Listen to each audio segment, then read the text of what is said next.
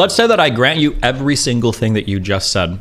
And it was an FBI plot to make Trump supporters look bad. You know who else was watching TV that day? Donald Trump. If this was just supposed to make his supporters look bad, why didn't he call and send in the National Guard, or he tweet and stop his supporters?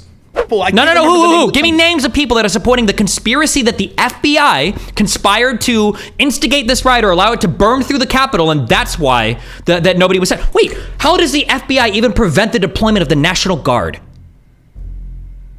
Was McCarthy compromised by the FBI when he called Trump and he said, "What the f is going on?" And Trump's like, "I guess they're more mad than you are." Was Donald Trump compromised by the FBI when he sat in his office and he didn't call anybody? Was Mike Pence compromised by the FBI when he called and he tried to get everybody to stop? Like, how deep does this go? How deep does this go, Rob? How many people are... How is the FBI preventing the deployment of the National Guard? Can you tell me that?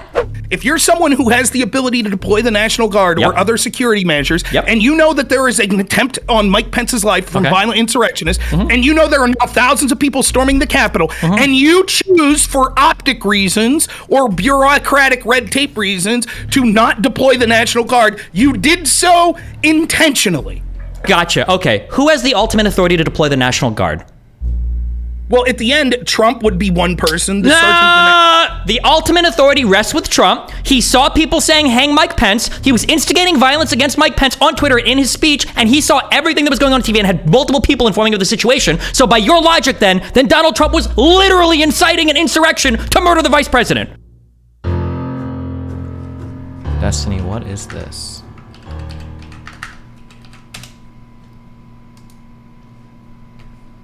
Jared Kushner did work in the White House. He worked very hard.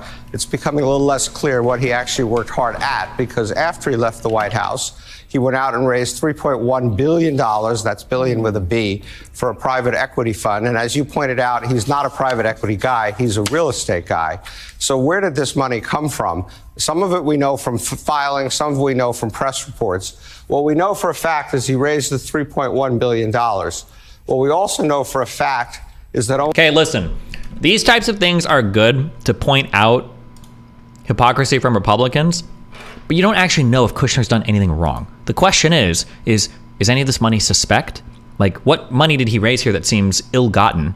Like, what is even the hedge fund that he works for? This isn't money that's going right to him, right? It's probably going to a group that he works with. Is it even like money that's just being sent to them, or is it like an investment that's being managed by somebody else? Like, it is weird that Republicans don't say shit about it, obviously, because they're biased partisan hacks, but like, there's no evidence that there's anything wrong here, right? About $30 million of it actually came from investors in the United States. All the rest of it is foreign money.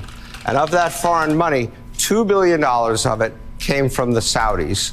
And not only did it come from the Saudis, but the Public Investment Fund, which is the Saudi Sovereign Wealth Fund, from which this money came, the board of it voted against giving the money to Jared, and they were overruled by MBS, who said, give him the $2 billion.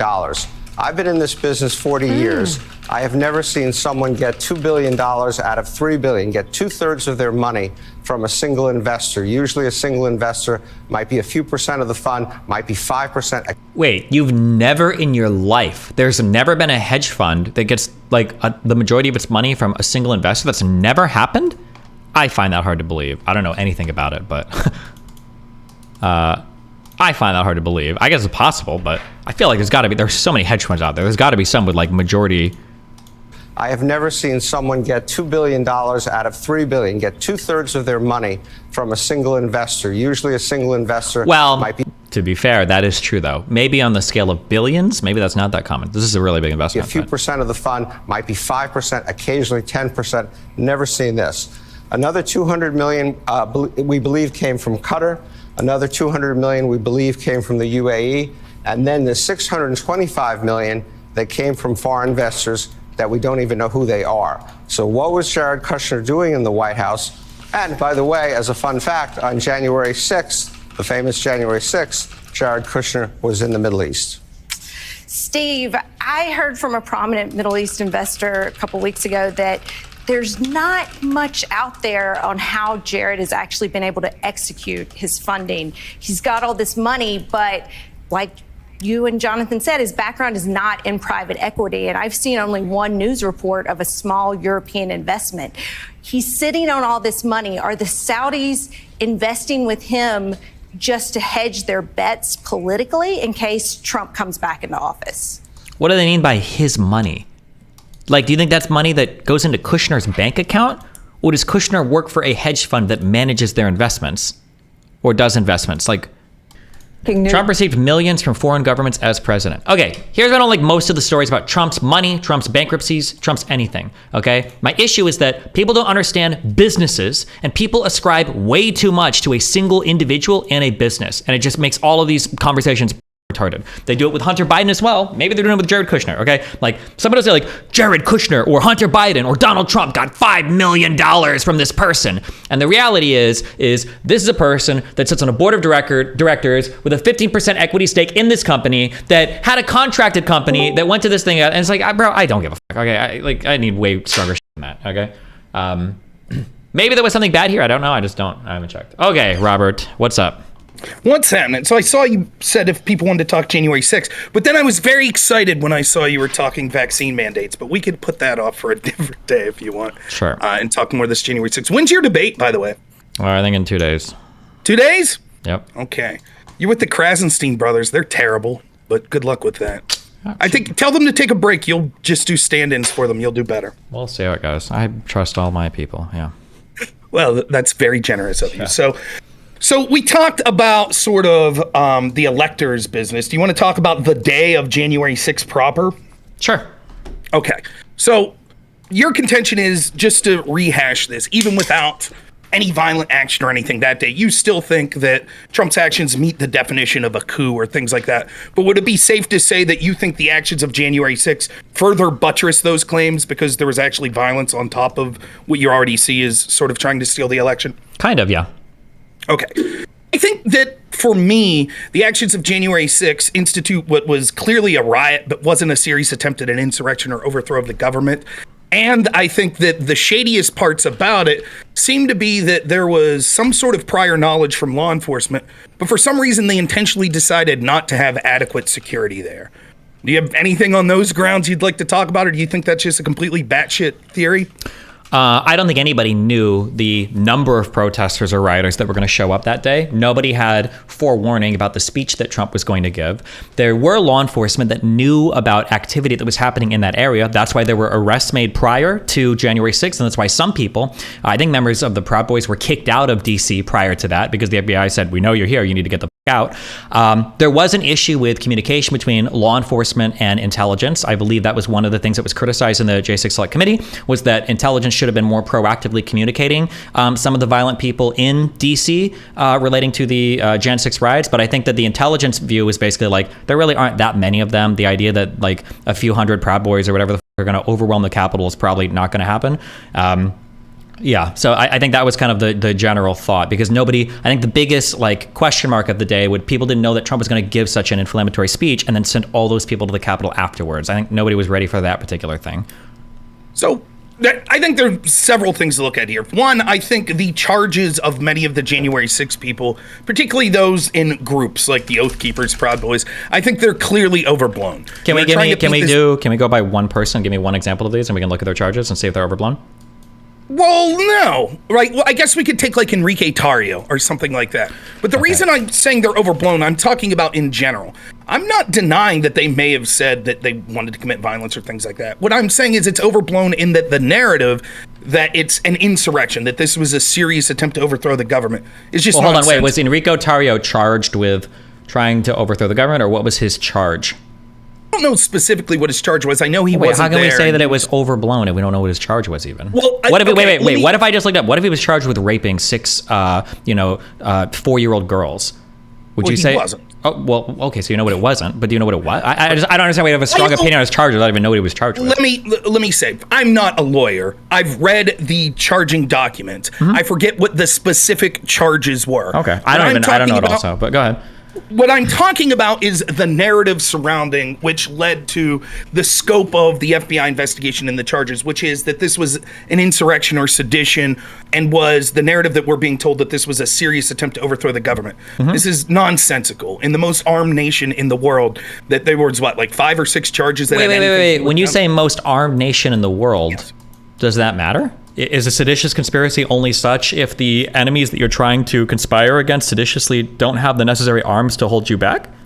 Yes, in a sense that we're going to say that this was a serious attempt to literally take power. Wait, hold on. I think we got to be, okay, if we want to have a conversation about like things broadly, I'm not trying to interrupt you, I'm sorry. We can have conversation about things broadly, but I think we need to be crystal clear. Because right now you brought up that these were bullshit charges. If you want to talk about the legal charges, then we need to stick to legal language. So that's not what I'm talking. So I'm rephrasing. I'm not talking about the specific legal charges that they were charged with specifically. Okay, so let's back away from that.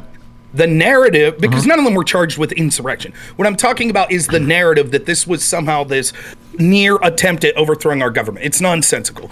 And there is sort of this conflation that occurs even with legal documents or legal cases, depending what you look. For example, the Colorado case, right, that's seeking to remove Trump from the ballot, or did remove Trump from the ballot. Some of the evidence it gives that the day of January 6th was an insurrection. It talks about how armed many of the people were. But when you look at what they were armed with, it says things like mace. Well, pretty much every woman I know carries some form of pepper spray or mace on their chain or in their keychain. So if you were seriously attempting to bring weapons to overthrow the strongest military in the history of the world, I don't think people that are easily armed are going to show up with a little bit of pepper spray and then like pocket knives and stuff. It is nonsensical. What it was a riot that got out of control. Well, here, before we move to your narrative, you're saying that it was nonsense that they only had mace. Do you think that hypothetically, could it have been possible that they thought that Trump was going to show up with the National Guard to help them? No. I think that's even though Donald Trump said that he wanted to go and join them? Yeah, I think that's absolutely nonsense. Even though Alex Jones is on video saying Trump's going to be over there, let's move to the other side? Even though there are multiple recordings of people there saying that Donald Trump is on his way? Even though in about 176 of the convictions, people said that they were at the Capitol building because they thought Donald Trump was coming? Even though the only thing that finally encouraged people to leave was Donald Trump tweeting, "Go home"? You don't think it's reasonable to expect that like a lot of those people thought that Donald Trump was going to be there? That's conflating two things, thinking that Donald Trump might be there versus thinking that Donald Trump was going to bring armed National Guard or militiamen or something like that to physically overthrow the government. And so therefore they showed up to physically overthrow the government, but said we won't bring weapons because Trump and the National Guard are bringing the weapons. That's a nonsensical conspiracy. Okay, There's sure. no evidence to suggest. Sure. Let's say that that's nonsense, hypothetically, okay? I want to ask a question. Wasn't one of the big reasons why they hesitated on deploying the National Guard was precisely because people were worried that Trump would try to utilize it to overthrow the government, that Trump might run in and have the National Guard try to like take ballot boxes, that Trump's over-eagerness to deploy the National Guard in past events, including at the opposition sometimes to state governors for BLM stuff, wasn't this like exactly a thing a ton of people worried about? In intelligence, if they were worried about it, why would it be so ridiculous to think that his fans might think that he would send the National Guard to help them? Well, one, I'm unaware of any testimony from anyone who was arrested January 6th of anything even remotely. In fact, you're the first person I've ever heard even remotely suggest the possibility that these people intentionally came unarmed, but were prepared to get weapons or fight on the side of people that were armed because they thought Donald Trump was basically going to be George Washington crossing the Delaware, showing up with armed National Guard. I'm not necessarily saying that they thought that was going to happen. I'm just saying, like, isn't it reasonable to think that they might have thought that there was a plan or that Trump was coming? Right? Maybe with the National Guard, maybe just Trump. I'll buy that. I'll buy that maybe they thought Trump was going to be at the Capitol. That's completely different than thinking he was going to lead an armed insurrection. Okay, and let's say thought that, so be it. But when you talk about, well, people, there was this fear that Trump was going to deploy the National Guard. By who?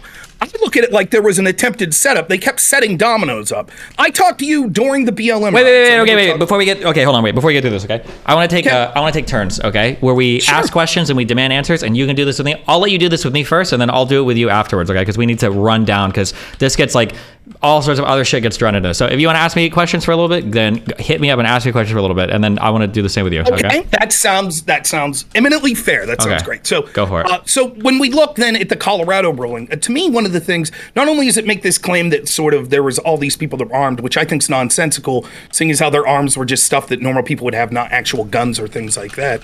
But one of the things I think is very interesting is it says specifically in there that the FBI, that one of the reasons Trump should have known that his speech would be inflammatory and cause this insurrection, and that it was sort of gaslighting or dog whistling these people to engage in violence was because the FBI and other agencies were aware beforehand that there was going to be this insurrection. And seeing as how Trump is the head of the executive branch, he should have known this.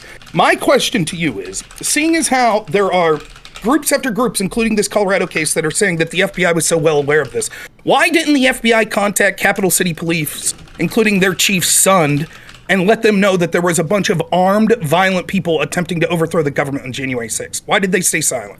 Well, my understanding is the intelligence agencies just didn't think that it was going to be that much of a concern, that there wasn't evidence of like huge movements of people that were going to be moving down there to do that.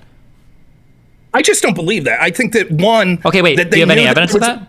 Well, yes. I have just... common sense, which I know is a term you don't like. The idea that they knew that there was tens of thousands of people they expected at least tens of thousands of people to be at the rally. You'll concede that, right? At the rally, yes.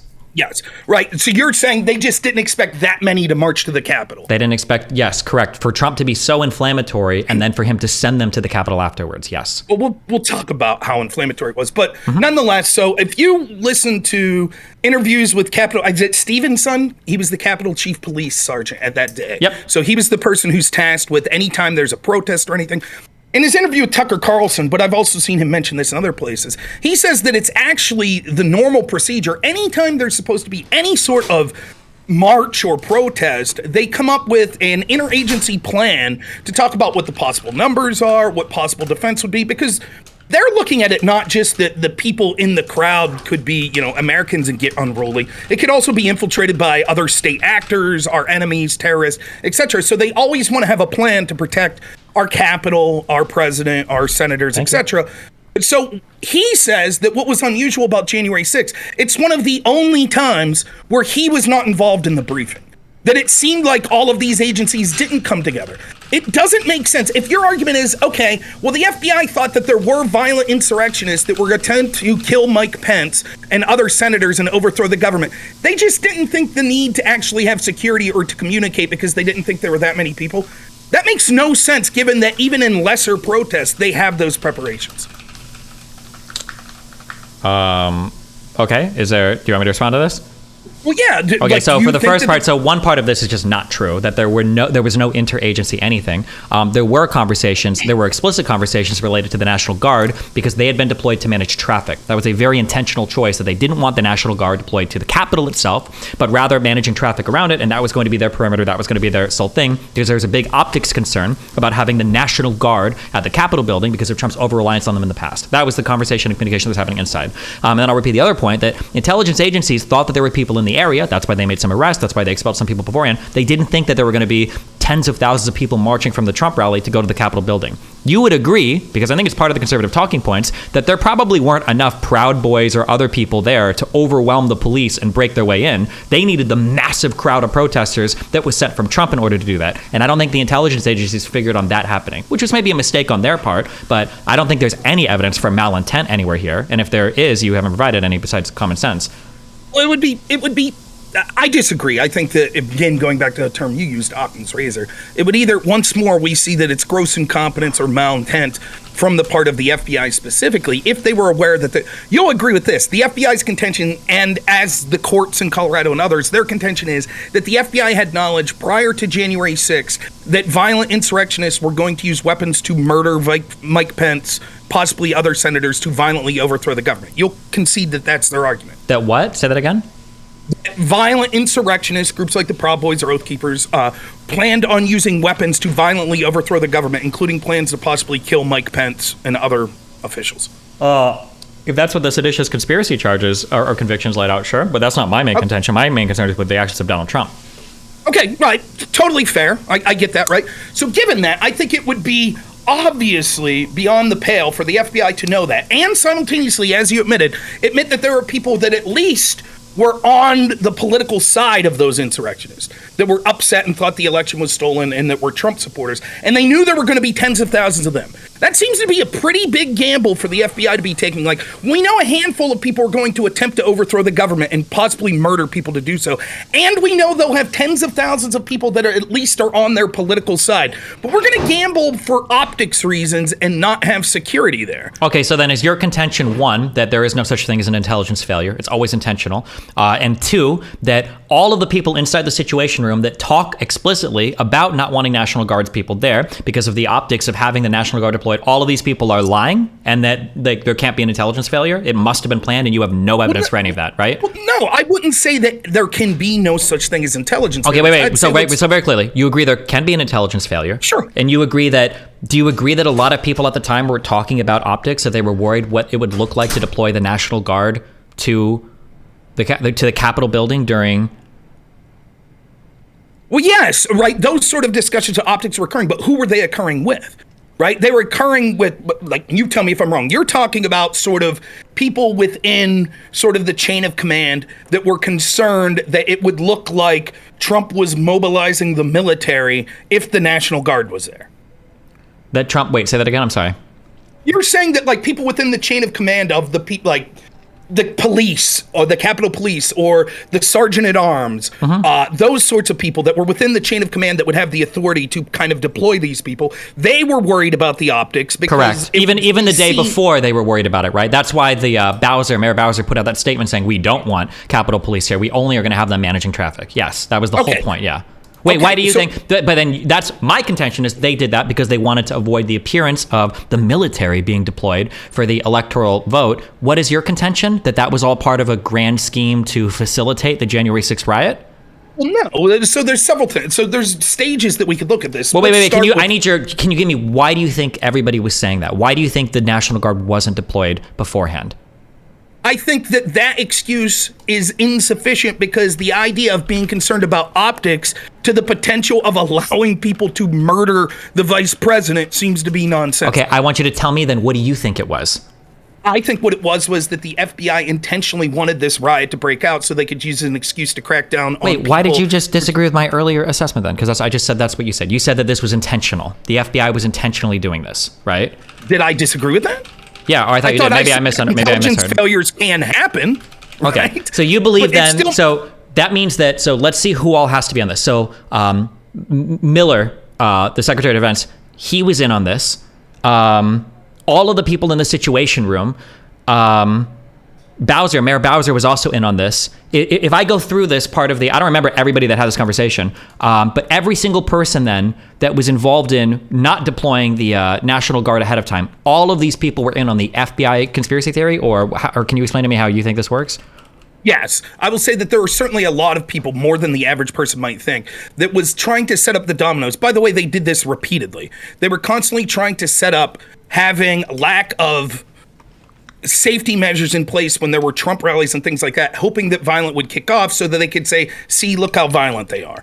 That is something that I think was occurring. However, it doesn't require every single person that you might think, right? What it requires is people in the chain of command to intentionally have sort of security step down that would allow a facilitation of some small violent actors to bring things out of control. For example, anytime there's a riot anywhere, all it takes is a handful of people to start that and kick it off. I could list you a litany of left-wing or anarchist or even other sorts of political groups that had riots that, had there not been adequate security there, it would have got far more out of hand, possibly getting into government buildings, possibly attacking. But it was only January 6th, for some reason, that they had foreknowledge, according to them, this isn't a conspiracy, according to the FBI, they had foreknowledge that there were going to be tens of thousands of people there, and at least a small handful of them were going to use that day to try to murder members of Congress or members of the executive branch to install their own government. And, like, I have further proof than just my word of this. For example, if you take Capitol Chief Son's testimony, what he said is, you're right, they did. Careful, hold on, wait, real quick. When you say testimony, you don't mean his testimony under oath to the January 6th committee. You mean his testimony, the things that he said on Tucker Carlson's show, a guy who's in text lying about what happened relating to Trump and the election fraud, right? The guy that was like one of the centerpieces to the Dominion lawsuit against Fox News. That guy that lied, that intentionally showed only clips of January 6th. That's the interview you're talking about that you want to cite what Sun said, not testimony under oath, right? I just want to be clear that that's the testimony you're citing. Right. So it's what he said in interview. Let me finish. Yep. It's what he said in interviews like that he testified to. So he could be lying to Tucker Carlson about what his testimony was, but he claims he has the recordings, and this is what his testimony to the January 6th committee and to other committees was as to what occurred.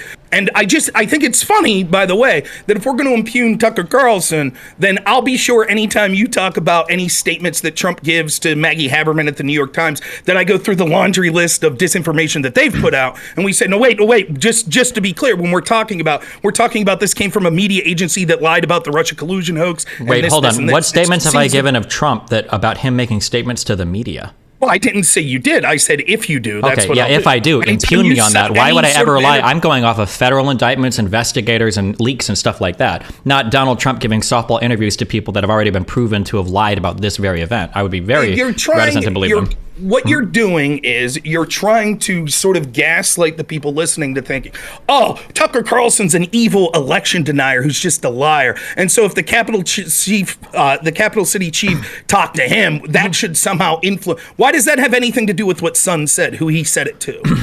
All I'm saying is that when you use the word testimony, that conveys almost like an under oath, under threat of perjury discussion about things that have happened. Sun was under a lot of testimony for the January 6th Select Committee. He didn't allege any wrongdoing.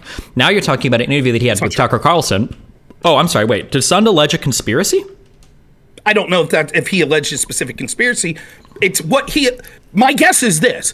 I'm only reporting what Sun claimed to testify. Is it possible that when he testified that he said things that are different? I guess that's possible. But I'm taking his word to what he's publicly said. What do you think? Okay, on Tucker Carlson, what did Sun say? What did Sun even allege? Did Sun allege on Tucker Carlson that they were set up by the FBI in a malicious way? Or just that it seems like there was a failure to act like as they probably should have? That there might have been an intelligence failure or some error or whatever? I can't remember exactly. I do believe at the end, at his conclusion, he does imply, or he maybe even straight out says that he thinks there was an intentional lack of security there that day. I don't know if he goes into his reasons into thinking why. Well, hold on. Wait. Well, hold on. There was an intentional lack of security. That's not up for dispute. We agree. They had a discussion, maybe not Sun himself, but there was a huge discussion about what kind of security to have there, and they intentionally decided not to massively deploy the National Guard. That's not what our argument is about, is whether or not there was a security failure. There clearly was. Or whether or not it was intentional. It clearly was. It was whether the intention of that security failure was to foment a riot that could then be used to blame Trump supporters for being violent. That's the contention you're making, which, by the way, up to this point, you've still provided absolutely zero evidence for. And that was a very big claim. Okay. Yeah. Mm-hmm. So let me answer this. Also, wait, real quick. Don't you think we should just find what he said? Isn't there like a transcript of what Sun said to Tucker Carlson? There might be. There might be, but his conclusion's irrelevant, right? Because all I'm talking about is the things that he said, the matters of fact on the ground. This is something that often happens, right? You'll have wait. What are the matters of fact that Sun would say that I would dispute? Well, if you'd let me finish and say, it doesn't matter what his reason for thinking why it occurred. It's what he said actually occurred that matters. Would you agree with that? No, because I don't think I dispute. Could be wrong. Wait. It's to his opinion as to why it happened. But if he's talking about this is the timestamps of how that day went down, who gives a shit what his conclusion on his opinion is? Well, because we're not, again, hold on. We're not disputing the facts. I'm disputing your narrative of which you provided no evidence for. You haven't even heard the facts. So you're disputing my narrative, and I'm giving facts to give you the argument as to why I came to the conclusion for that narrative. But we haven't got to the facts yet because you're saying, well, what was his conclusion? Okay, I'm sorry. When the fact that you led with was common sense, so I thought you didn't have any others. So I'll let you present more facts. Go ahead. I said that. So when you're talking about the optics and stuff, that's exactly what Sun says, right? So let's take your side of the narrative. Let's say that that's true, that they were just concerned about this optics, and they had National Guard there, which is true, and they were right outside sort of the, I forget what the term they uses, but sort of the grounds on the Capitol. They were near it, within eyesight. You agree with that, correct? Mm-hmm. Yeah, and you're saying they were there primarily for traffic persons. That may be true. I don't know. I have no reason to think that you're wrong about hearing that. So Sun saying as soon as shit starts to kick off, he immediately starts calling the chain of commands like, okay, time to send in these National Guard people. Yep. And he's being told over and over, well, wait, we need permission for higher up. We're concerned about optics. We don't know what the situation looks like. Do you actually need them? And Sun is getting super pissed off. Yes, all of this is in the January 6th committee. So I've read all of this. Yes, he was very upset. I think at some point, I think it might have been after Ashley Babbitt gets shot, where something happens, where Sun's like, is that enough for you? Can you send somebody in yet? Yeah. Sun is super exactly. Yep. So now your argument, we have two competing interpretations of what happened here. One was a, quote, intelligence failure, where there was sort of, for non-malicious reasons, the FBI either underestimated how bad things were getting, or they didn't expect Trump to add fuel to the fire, or they had poor communication with other agencies. That's pretty much a steel man of your position? Yeah, basically, that there seemed to be a huge failure in deploying people because there's a lot of bureaucratic red tape set up for the deployment of the National Guard because of past stuff, related to optics. My contention is they wanted it to get violent and kick off so that they could, the problem is there, then they could create the solution. I understand. To be clear, real quick, before you go on your thing, and maybe you're about to present a lot of evidence, the evidence from my narrative is plentiful. There are plenty of statements of lots of people attesting to what I just said under oath. I'm waiting for any evidence of your narrative at all. Okay, if it was just an intelligence failure that they didn't understand how bad. Well, wait, hold on. Be clear about my argument. It wasn't just an intelligence failure. It was an intelligence failure. It was a bureaucratic failure because after the previous National Guard deployments, they didn't want this happening, so they set up a lot of these weird, like, interagency bureaucratic red tape bullshit request order. There's something else that J6 can attest to. And apparently it was a failure of understanding exactly how severe the situation was on the ground. I don't know why that was part of the bureaucratic bullshit. But the calls in the Situation Room seemed to illustrate as much, that it was a chaotic shit, that like nobody understood like what was going on or what was happening or why there was so much delay from Miller or et cetera, et cetera. That's like the total amount, not just an intelligence failure from the FBI. But go ahead. Okay, so then the argument is it's not just that they underestimated the day before, but even the day of January 6th, as we are watching live, riots occurring outside the Capitol and people entering the Capitol, still at that point you're saying they just didn't understand the significance? Yeah. Yeah, I don't believe that.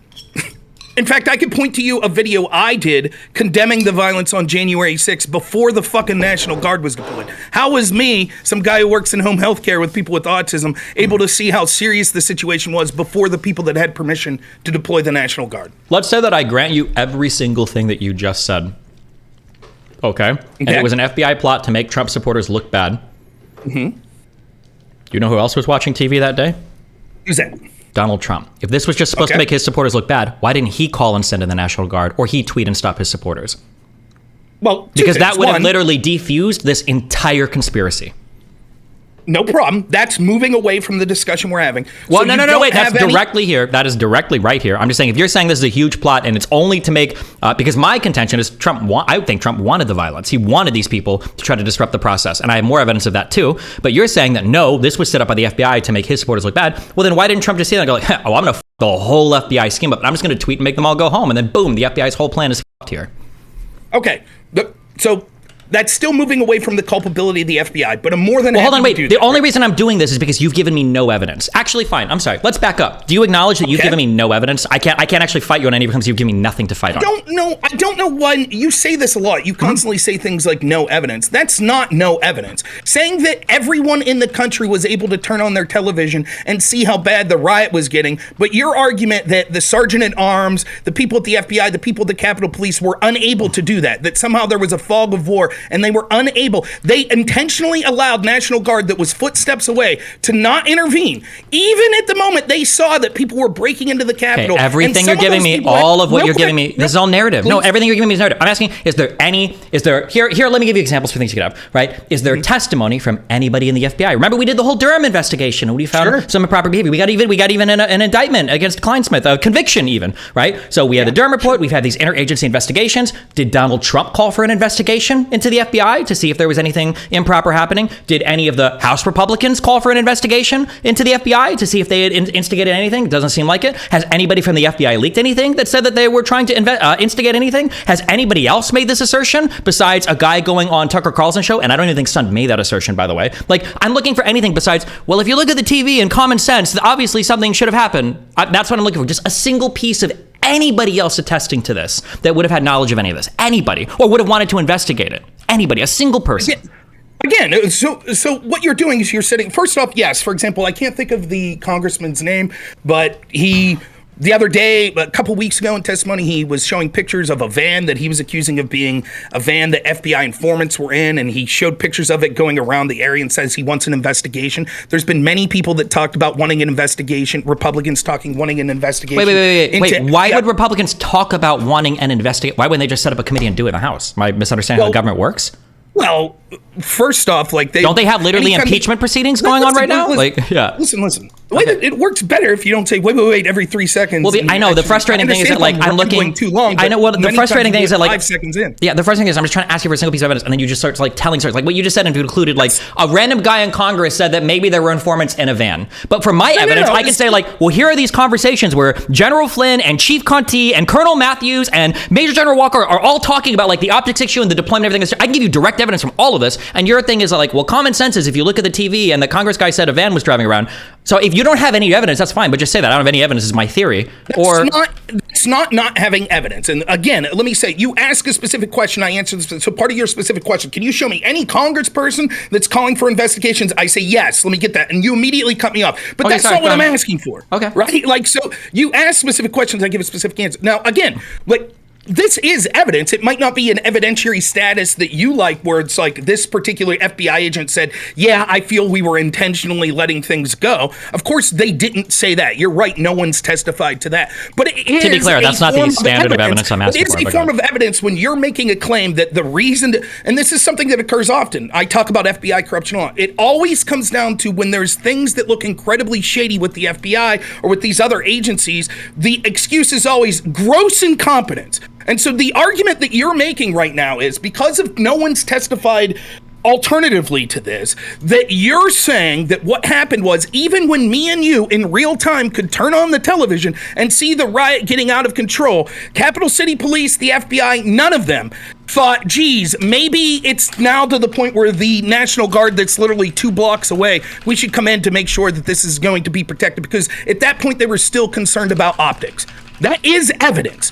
It's evidence to suggest that it's so far beyond the pale to think that they were so incompetent that now they want us to believe, oh my God, this was an insurrection that almost overthrew the government. That's the narrative they're telling us. But up until 5 minutes before that, they had the power to stop it and decided we don't want to do it because it's bad for optics. That's bullshit. And you know it is. Why aren't any of the congressmen that were threatened that day making the same assertion, if that was the case?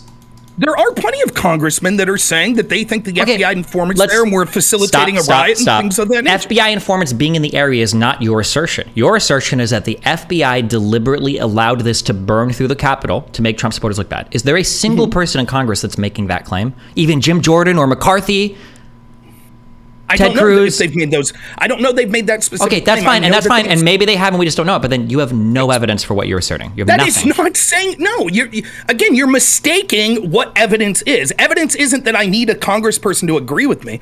You tell me where I'm wrong in my logic. You're saying just a simple yes no. You're saying that because there isn't another congressman that said what I said, that we all have to believe that when we turned on the TV in real time and saw this riot getting out of control, that still at that point that people said, nah. It's fog of war. We don't understand that.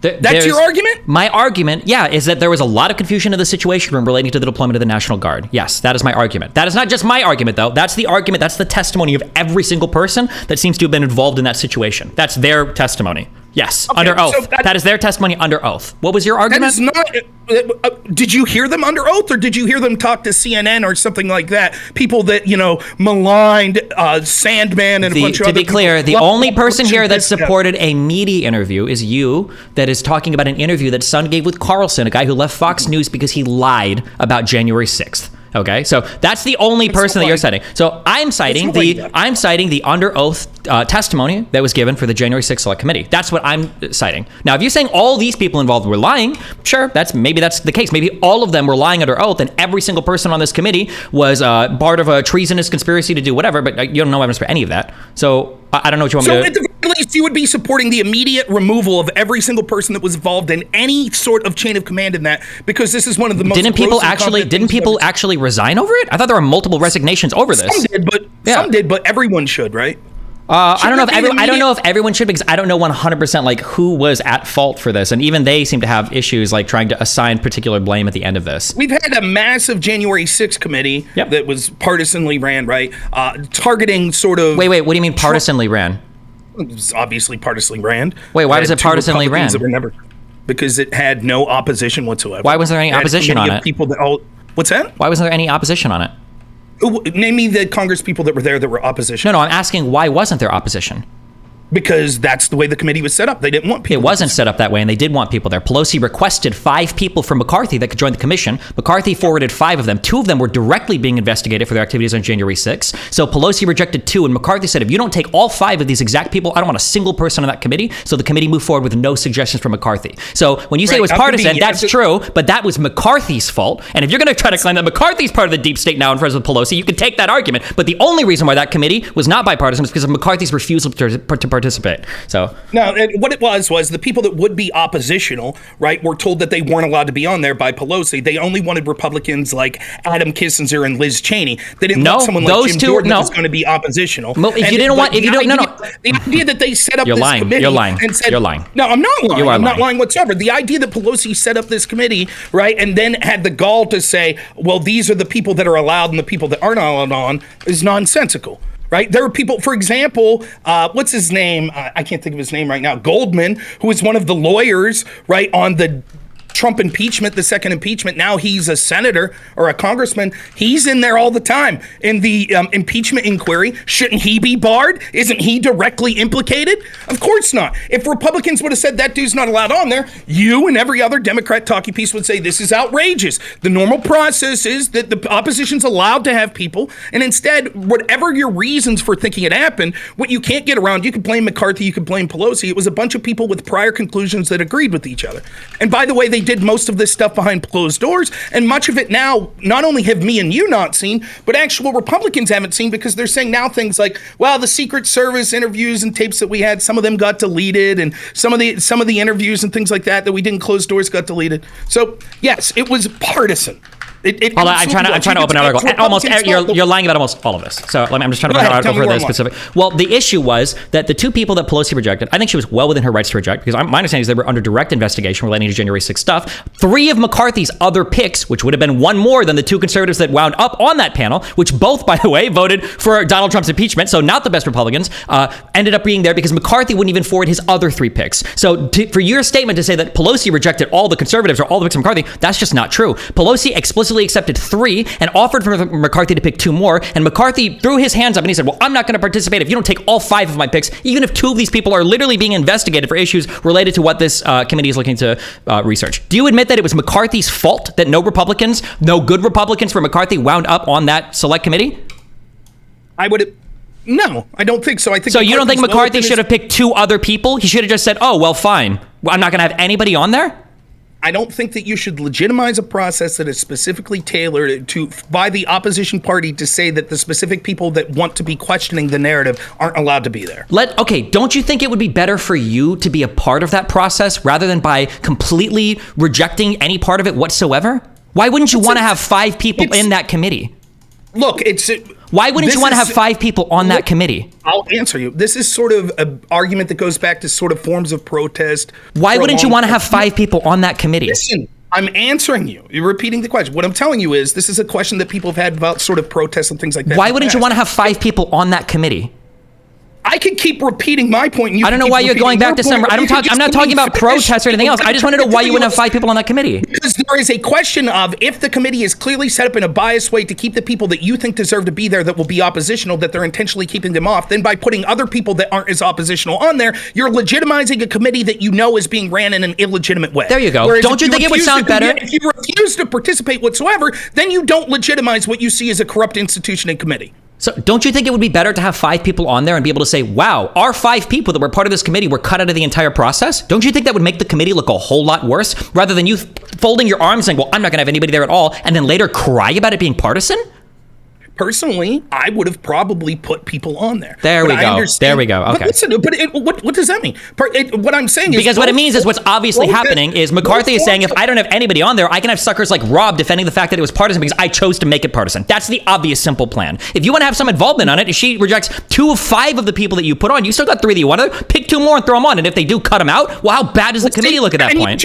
You just gave the rationale yourself. If he would have just, the reason he didn't do this was because then he would be able to complain and say that it was partisan. Where if he would have put those people on, then he wouldn't have been able to say that. That's exactly the point, and that's what people that have engaged in these sorts of protests. Why would you say that an investigation is partisan? We understand this one point. No, because you keep rambling on random shit. Rambling. 10 seconds. Why would you want to discredit an investigation before the investigation even happens? Because the investigation's set up in a way where they're already telling you who you're allowed to pick and choose. Yeah, I'm sorry. Is every single House committee set up allowed to put whoever the they want on any particular thing? Aren't there normally people in charge of these investigations? Right. But can you show me an example for example, show me a Republican-led corruption inquiry where they said specific members of Congress weren't allowed to be engaged in it? What? I don't even know how much this works. What about the impeachment inquiry setup? How many people are on that panel? Or is there a select committee for impeachment? I already gave the example of Dan Goldman was involved in the impeachment of Trump with a lot of this Ukraine shit that's now coming under scrutiny. Yeah, he's on that committee, the impeachment inquiry. What is that? Wait. What I'm asking is, isn't it a process that when you set up a select committee in Congress, in the House, if you're the leader of that select committee, don't you always have the decisions of who you want to put and who you don't want to put? Isn't that the point of leading a select? No, I don't believe. I could be wrong. Let me fully admit, I'm not a great historian or anything like that. But I'd be interested. Do you show me one example in the history where the chair of a committee said that a duly elected member of Congress was not welcome to be on the committee? Also, Pisco spamming chat that Goldman wasn't a target of the investigation. He was or a subject. He was just a staff attorney. I don't know. Why would you listen to fucking Pisco? Ask him how Jamal Bowman's doing. If Pisco wants to come talk to me, he can come talk to me and explain how he still thinks Jamal Bowman more likely pulled the fire alarm to get out that door even after the video. The lying sack of shit. Not a good faith person. But if Pisco wants to come on and talk to me... No, we're not doing that right now. Hold on. Okay. What were some other select committees? Select committees in House of Representatives... Hey, Pisco to give you the answer. It must be a common practice. Go ahead. What? Give me an example of a select committee into some sort of corruption where the opposition, whether it be Republicans or Democrats, like, here's the 10 people we went on, and the chair of the committee was like, no, we don't allow one of those people. Go ahead. Maybe it's happened. I'm unaware of it. And this is a red herring anyways. It's not really germane to centrally. Again, like I already said, you could blame McCarthy, blame Pelosi, blame a combination of them, whatever. What you can't get around is my claim that this was a partisan committee is absolutely true. You could say it was partisan because it's the fault of McCarthy. Great, I don't give a shit. It's not germane to my argument. Who cares? It's still partisan. Now, the point that I wanted... wait, hold on. So on January 4th, this wasn't even a select committee. This was just like the House Intelligence Committee. Speaker Kevin McCarthy on Tuesday unilaterally exiled Representatives Adam B. Schiff and Eric Swalwell from the House Intelligence Committee, making good on a longstanding threat to expel the California Democrats in his first major act of partisan retribution since taking the majority. Did this happen? You mean, so this was like from 2022 or something like that, This was from 2023. So Speaker Kevin McCarthy on Tuesday kicked out Adam Schiff and Eric Swalwell from the House Intelligence Committee. Yes, that did happen. Now that you mentioned that did happen, then if you like, I could say why, right? The reason was, one is probably largely tit for tat, because this is shit that Democrats started doing first. And you could say that's bad, maybe so. And second, the argument that they gave for that, like Swalwell, obviously with his sexual tryst with a Chinese spy, and okay, sure. So then it looks like people do this. So then this is like standard practice that if you're the Speaker of the House, if you're the leader of a select committee, you do choose who goes in or out of committees. Well, just to be clear, like, it's standard practice now. Now the Democrats broke the glass on it. And okay, so prior to this, you would call it standard practice if it's only ever been done twice. Okay, how many examples do I need? How many examples? I wasn't ready to discuss like the fact that people that lead select committees have choices of who goes on or off. We can look for this right now if you want. How many do you need before I can say like, oh yeah, it seems to be standard practice that select committees in the U.S. House of Representatives, the leaders of these, can choose who they want to be or not to be on these select committees? Like how many of these do I need? If you gave me one example prior to January 6th, I'd say, okay, at least it's happened before. Again, I don't. You're talking about like how many examples. This isn't really central to the argument we're having. No, it's not central to the argument. The problem is you made the argument that it was a partisan committee. Like you're just saying. What's a partisan? You're making it. Yeah, but the reason why it was partisan was because McCarthy wouldn't. Who gives a shit? What do you mean who gives a shit? It's important. There's a huge difference between Pelosi saying like, well, I only want 11 Democrats here versus her saying, okay, McCarthy, pick your people. He picks 5 and he's like, these 2 are directly involved. They're not going to be here. And he picks 2 others with them up. Those are 2 totally different worlds in terms of it being a partisan committee. One is a choice by McCarthy to not participate. And the other is horrible political biases. Again, like I don't have to relitigate the point. I've already said why I think that it was a legitimate form of protest for McCarthy to say, if you're telling us that we can't have these specific people there. I go into more detail if this is what you want to spend. For example, they were going to say anyone that was sort of connected to not the establishment wing of the Republican Party, but more the MAGA wing. They're going to say people like Mark Meadows, Jim Jordan, whatever. They're all under investigation, so none of them could be there. Wait, why am I going by they were gonna say? What is that argument of? I don't care what they were gonna say. Well, I'm just pushing back on the idea that it was just a partisan committee. And yeah, it ended up unfortunately being only Democrats to the end. And by the way, if there are factual claims in the J6 stuff that you want to contend with, we can contend with that, because a claim of bias doesn't necessarily mean there were factual inaccuracies. But I'm just saying the reason why there was no participation, and you've conceded as much, was because McCarthy wanted to protest it and not participate. So that's his fault. Again, I do concede that he wanted to protest. I think that it's legitimate to want to protest in the way that this was being done. And what I'm saying is the people that were considered MAGA type Republicans that were going to push back in the way that you're saying, why didn't any Republicans do this? Those were the ones that they were going to say, well, you're being investigated. You're under suspicion. Like, how many Republicans in Congress were under suspicion? I don't know. You tell me. Well, I'm not the one who's saying it was a big insurrection. Surely you know, or you have. I'm not saying you have to have an exact number. But was it just Jordan and Mark Meadows, or was it more? In terms of like who they collected testimony from, or who they accused of like foul wrongdoing, or? Well, the argument is, you tell me, what was the rationale that Nancy Pelosi gave for why Jim Jordan couldn't be on the committee? I thought it was because Jim Jordan and I forget the other guy's name were like directly involved with things that the J6 committee had like big questions about, and that's why she didn't want it. I'm going to try to find her exact rationale, but. Would it have been fair if Republicans had the committee to say that Nancy Pelosi wasn't allowed on it because she was directly head of the Sergeant at Arms and they were investigating why the Sergeant at Arms didn't sign off on the deployment of the National Guard? Would you say that would have been within bounds? I don't know if there were any questions or accusations or huge things relating to Pelosi's deployment of the National Guard or the Sergeant. I'm not aware of that. Well, if Republicans just said... For example, there's allegations about Jim Jordan because Pelosi just said, as far as I'm aware, there's never been charges brought of Jim Jordan of any illegality surrounding January 6th. So the idea that Democrats could just say, well, listen, you were if you want, we can bring up I don't know what the exact accusations of Jim Jordan were at the time, or the exact accusations of Jim Banks were at the time. We can go and dig into that if you want. The only point that I was making that you already agreed to was that if McCarthy wanted Republicans to participate in this committee, he absolutely could have. He chose not to. So every time you call it a partisan committee, that's McCarthy's fault for not participating. I don't give a shit. I've given my rationale. Okay, that's fine. You don't give a shit. I just want to make it clear that that's the case. Most opposite. To me, it's not just a Republican-Democrat thing. I think that you could have easily filled out 5 Republicans that never want Trump to come back and could have said, maybe not as aggressively as Liz Cheney or Adam Kissinger, still said, yeah, I think Trump did a lot of things bad, that weren't going to put back oppositionally on the central claims that were being made. And so I think that when you had the people that were going to be the most oppositional, someone like Jim Jordan that was vocal about thinking there were problems that occurred, with this sort of established January 6th narrative, that they had already set the goalpost that they were only going to have people of a certain viewpoint. Sure, but imagine how much greater, first of all, yeah, you'd still say it was partisan, but imagine how much more strength McCarthy could have of his claims about partisanship if he had 5 Republicans on that committee. Well, not really. Why not? Just to be clear, if there's no Republicans, then it's easier to say it was partisan, right? I mean, if you're a hack, yeah, but if it's because you're choosing to make it... But, I mean, just literally what you said there, if there's no Republicans, it's easier to say it's... By the way, there were 2 Republicans. But they were both Republicans that had voted for Trump's impeachment, right? But nonetheless, it doesn't matter. The point was that it's partisan. Now, something that's interesting that you said there that I see as sort of contentious is one of the big claims that people talk about Trump is he didn't send in the National Guard. He didn't deploy it. Well, Like, you're admitting. Wait. Before we get it, we can move to this part if you want, okay? And then also, apparently, Jim Jordan, I guess, didn't comply with a subpoena related to the January 6th stuff. The House Select Committee investigating the January 6th insurrection has told Jim Jordan. But this was after the Select Committee was already set up. Never mind. I can't click links from chat. You guys are fucking. Was that Pisco trying to send you shit? No, it was just somebody in chat. K-name. It was a fucking. By the way, I like Pisco. That's why I'm so hard on him. Because that's fine. He's okay. bad faith. It's backing all the way up. Then hold on, because we got way off the FBI thing. So to reiterate, okay.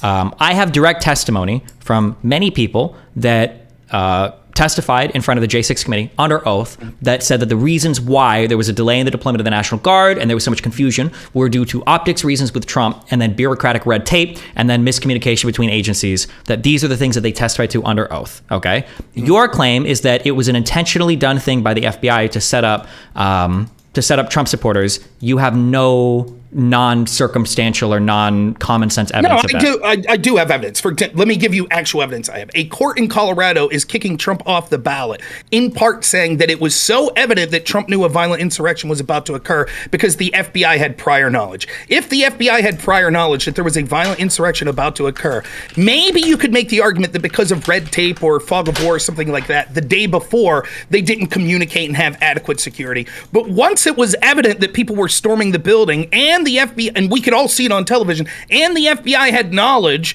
that there was about to be a violent attempt on the life of Mike Pence and all of these other people to violently overthrow the government. It is beyond the pale to think that, like, they're still like, well, for optics, we still don't want to send the National Guard that's right there. Okay, so to reiterate, so we have no evidence. That's fine. So let's move on to these hypothetical things. That's not evidence. And I could say what you're doing is what's called an appeal to authority. So my central claim is I show you evidence over and over again. Wait. You're not showing me any evidence. Of corruption. Your claim, here's the issue that you're running into, Rob. You do this a lot, okay? The issue is you're making an incredibly strong claim that the FBI was engaged in conspiracy, okay? But all the evidence that you're giving me is circumstantial evidence that the FBI fucked up. You haven't even gotten close to the claim of supporting that the FBI engaged in conspiracy. The only thing you're barely scratching the surface of is the FBI made mistakes. That's the only thing that you're supporting. Every single argument you give me so far, they watched TV and they couldn't figure out shit was fucked up. I agree, that's incompetence. You're telling me that these guys in the situation couldn't figure out deployment? Yeah, that seemed to be pretty fucked up. Every single thing that you're getting is building towards there were mistakes made. Nothing is even scratched the surface of conspiracy. To be clear, that's where we're at right now, okay? Yeah. Number two, the Colorado argument. You want me to retort one by one? I guess you can retort, but yeah. Okay. When I say evidence that I give you all the time, I've had debates with you over and over and over again. And one of the things even your audience makes fun of me about is that I'm always talking about FBI corruption, right? Because I think that that's the biggest issue in this country at the point. Every time I show you evidence of a double standard at the FBI over and over and over again, your answer and the people that defend them is always going to be, well, that was incompetence. The FISA warrants, well, that was incompetence. When the violating the Woods procedures over and over, that was incompetence. Oh, the giving immunity to everyone in Hillary's team when they destroyed, that was incompetence. Over and over, it's always incompetence. So then you're forced to defend outlandish beliefs such as the FBI believed that there was about to be a violent insurrection and murder of Mike Pence and other people. They believed that the day before January 6th. But even though they communicate regularly, according to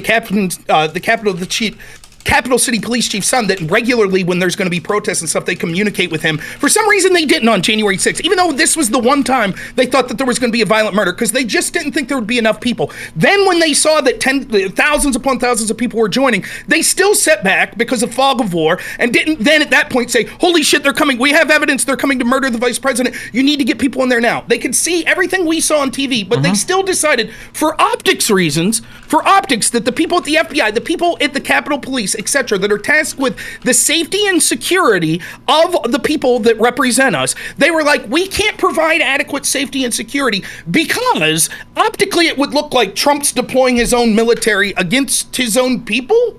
It makes no sense. And what you're doing is an appeal to authority that always occurs. That's like, okay, we're going to say this part. Okay, so here's just let me finish. None of these testimony I'm talking about is the FBI, by the way. This is all the National Guard, which I don't even know what the FBI has to do with. 10 seconds, please.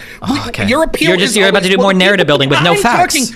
Please, you could 10 seconds. What your defense is always going to be is, well, the people that I'm impugning and saying, wow, it starts to look like a pattern here. This starts to look really bad. You'll always say, but their investigation into themselves or their testimony said they didn't do anything wrong. Okay, so let's cover some facts, okay? How many people, how many Proud Boys or organized like militiamen or whatever that were going to be the most extreme were even at the Capitol? Dozen, maybe? I couldn't tell you the exact number. A dozen? I'm okay. going to say a handful. That's fine. Okay. A handful of Proud Boys / we'll say truly violent people, okay? Do you have any idea? And these aren't gotchas. I'm just curious. And I'll look at the number if you don't know. Do you know how many Capitol Police were there? No clue. I think it was around 1,500, I think. 1,000 to 2,000, sure, right? Yeah. Somewhere in that range. Okay. Okay. If we thought that there was a plan for these violent people to go into the Capitol and, you know, kill Mike Pence or whatever, is it not reasonable to think that the 1,500 Metropolitan Police that were deployed there would easily be able to handle that? No. Why? Because do you acknowledge that they were aware that there was going to be tens of thousands, if not 100,000 people there protesting? They were not aware of that. They didn't know that there was going to be a massive protest / rally with tens of thousands of people? Nobody knew that Donald Trump, because that speech was written like 24 hours, I think, before the speech came in. Nobody knew that Donald Trump was going to gather all of his protesters and then send them to the Capitol afterwards. Nobody knew that. It's irrelevant. Forget. Let's it's say irrelevant that the guy that told people to go to the Capitol told people to go to the Capitol?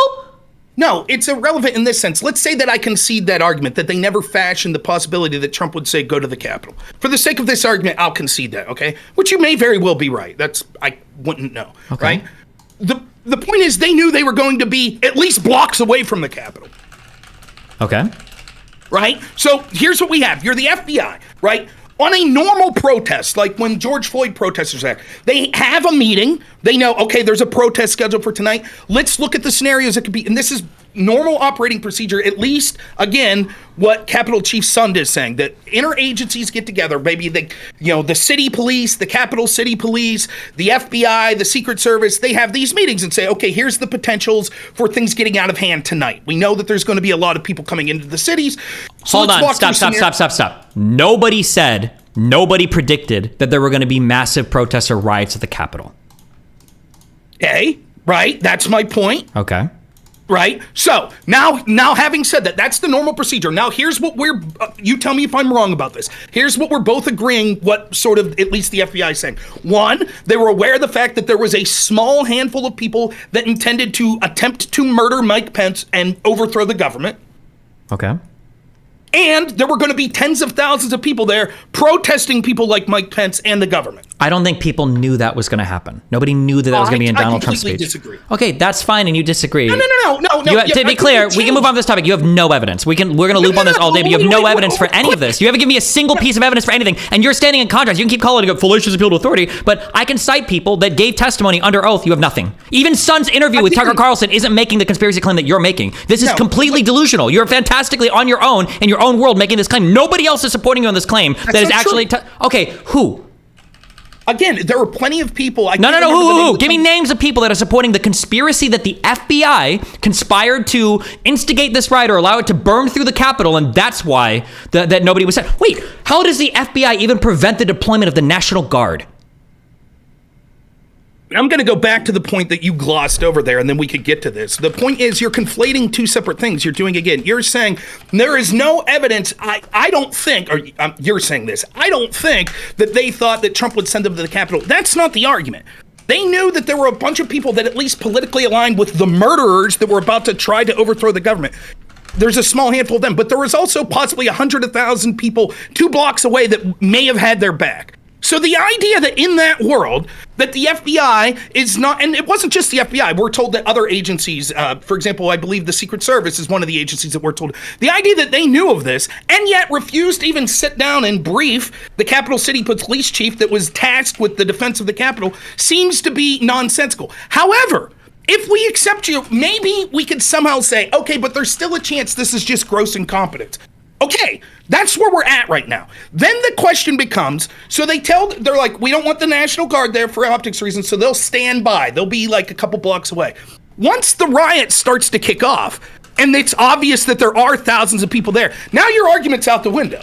Now there's 1,500 Capital City Police, but there's thousands of people, some of which they know, at least people in positions of authority know, are attempting to violently overthrow the government. The idea that those people continued to stand down because they said for optics, That argument might make sense if they thought it was only going to be a dozen people, but once they realize that it's thousands of people that are involved in trying to get into the Capitol, can you give me any argument whatsoever that remotely makes sense why they would intentionally say, we're willing to risk the lives of these senators and Mike Pence because we're afraid optics of deploying the National Guard? Can you give me one argument that makes sense? I've already given you all of the arguments that are listed by people that did testimony under oath. There were a lot of people that were involved in this. Unless you're telling me every single one of these players was compromised by the FBI.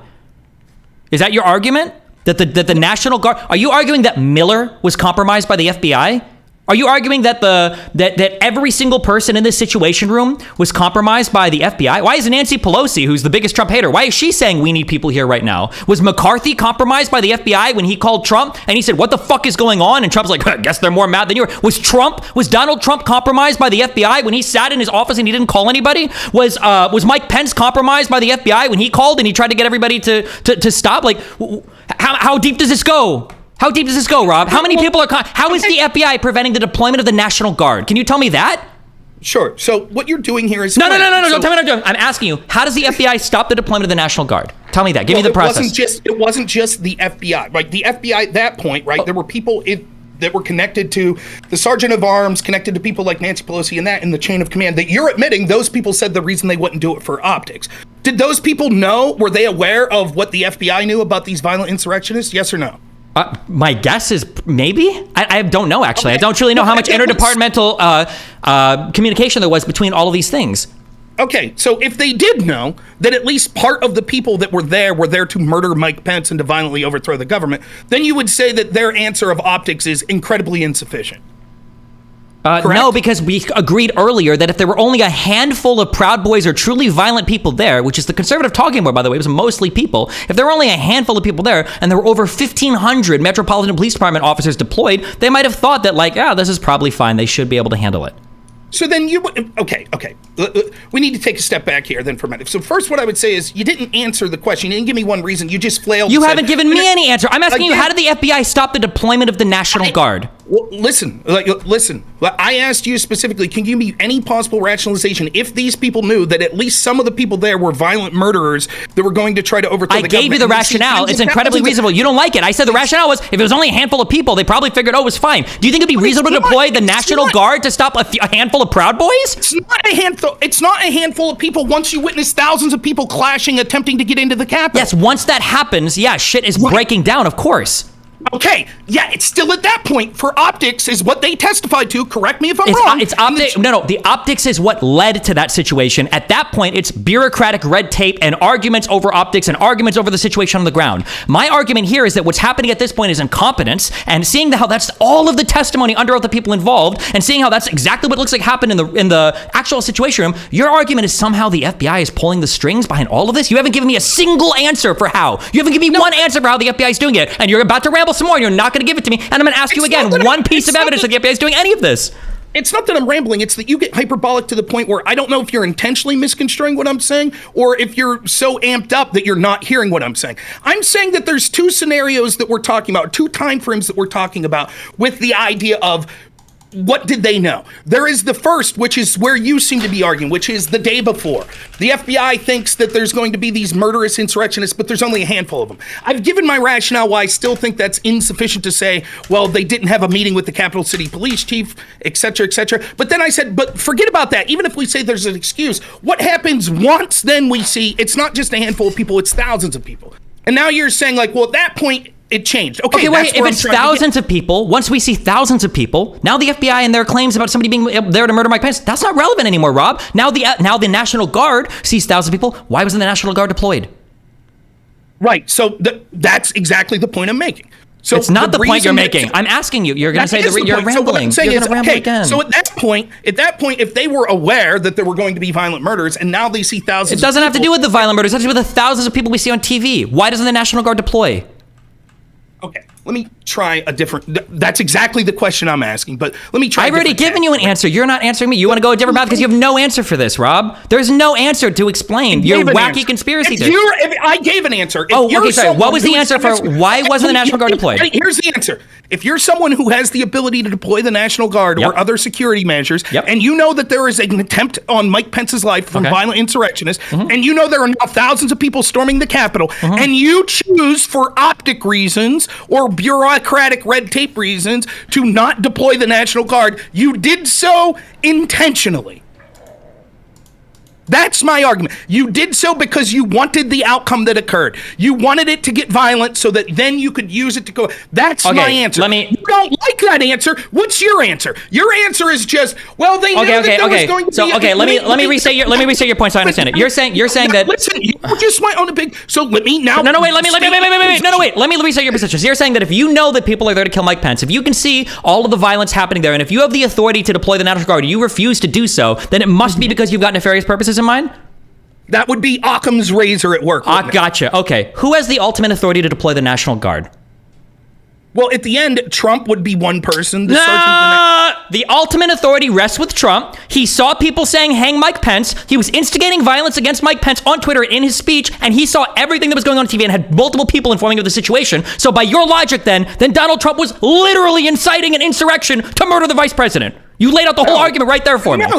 So let me, again, careful deflection there to pivot away from it, but let me explain. Donald Trump wasn't receiving briefings. He was. That there were violent insurrectionists that were going to murder Mike. Show me. Oh, wait. Receiving briefings that there were violent insurrectionists going to murder Mike Pence? That doesn't matter. You didn't say that mattered. All he needed to see what was happening on TV. Exactly.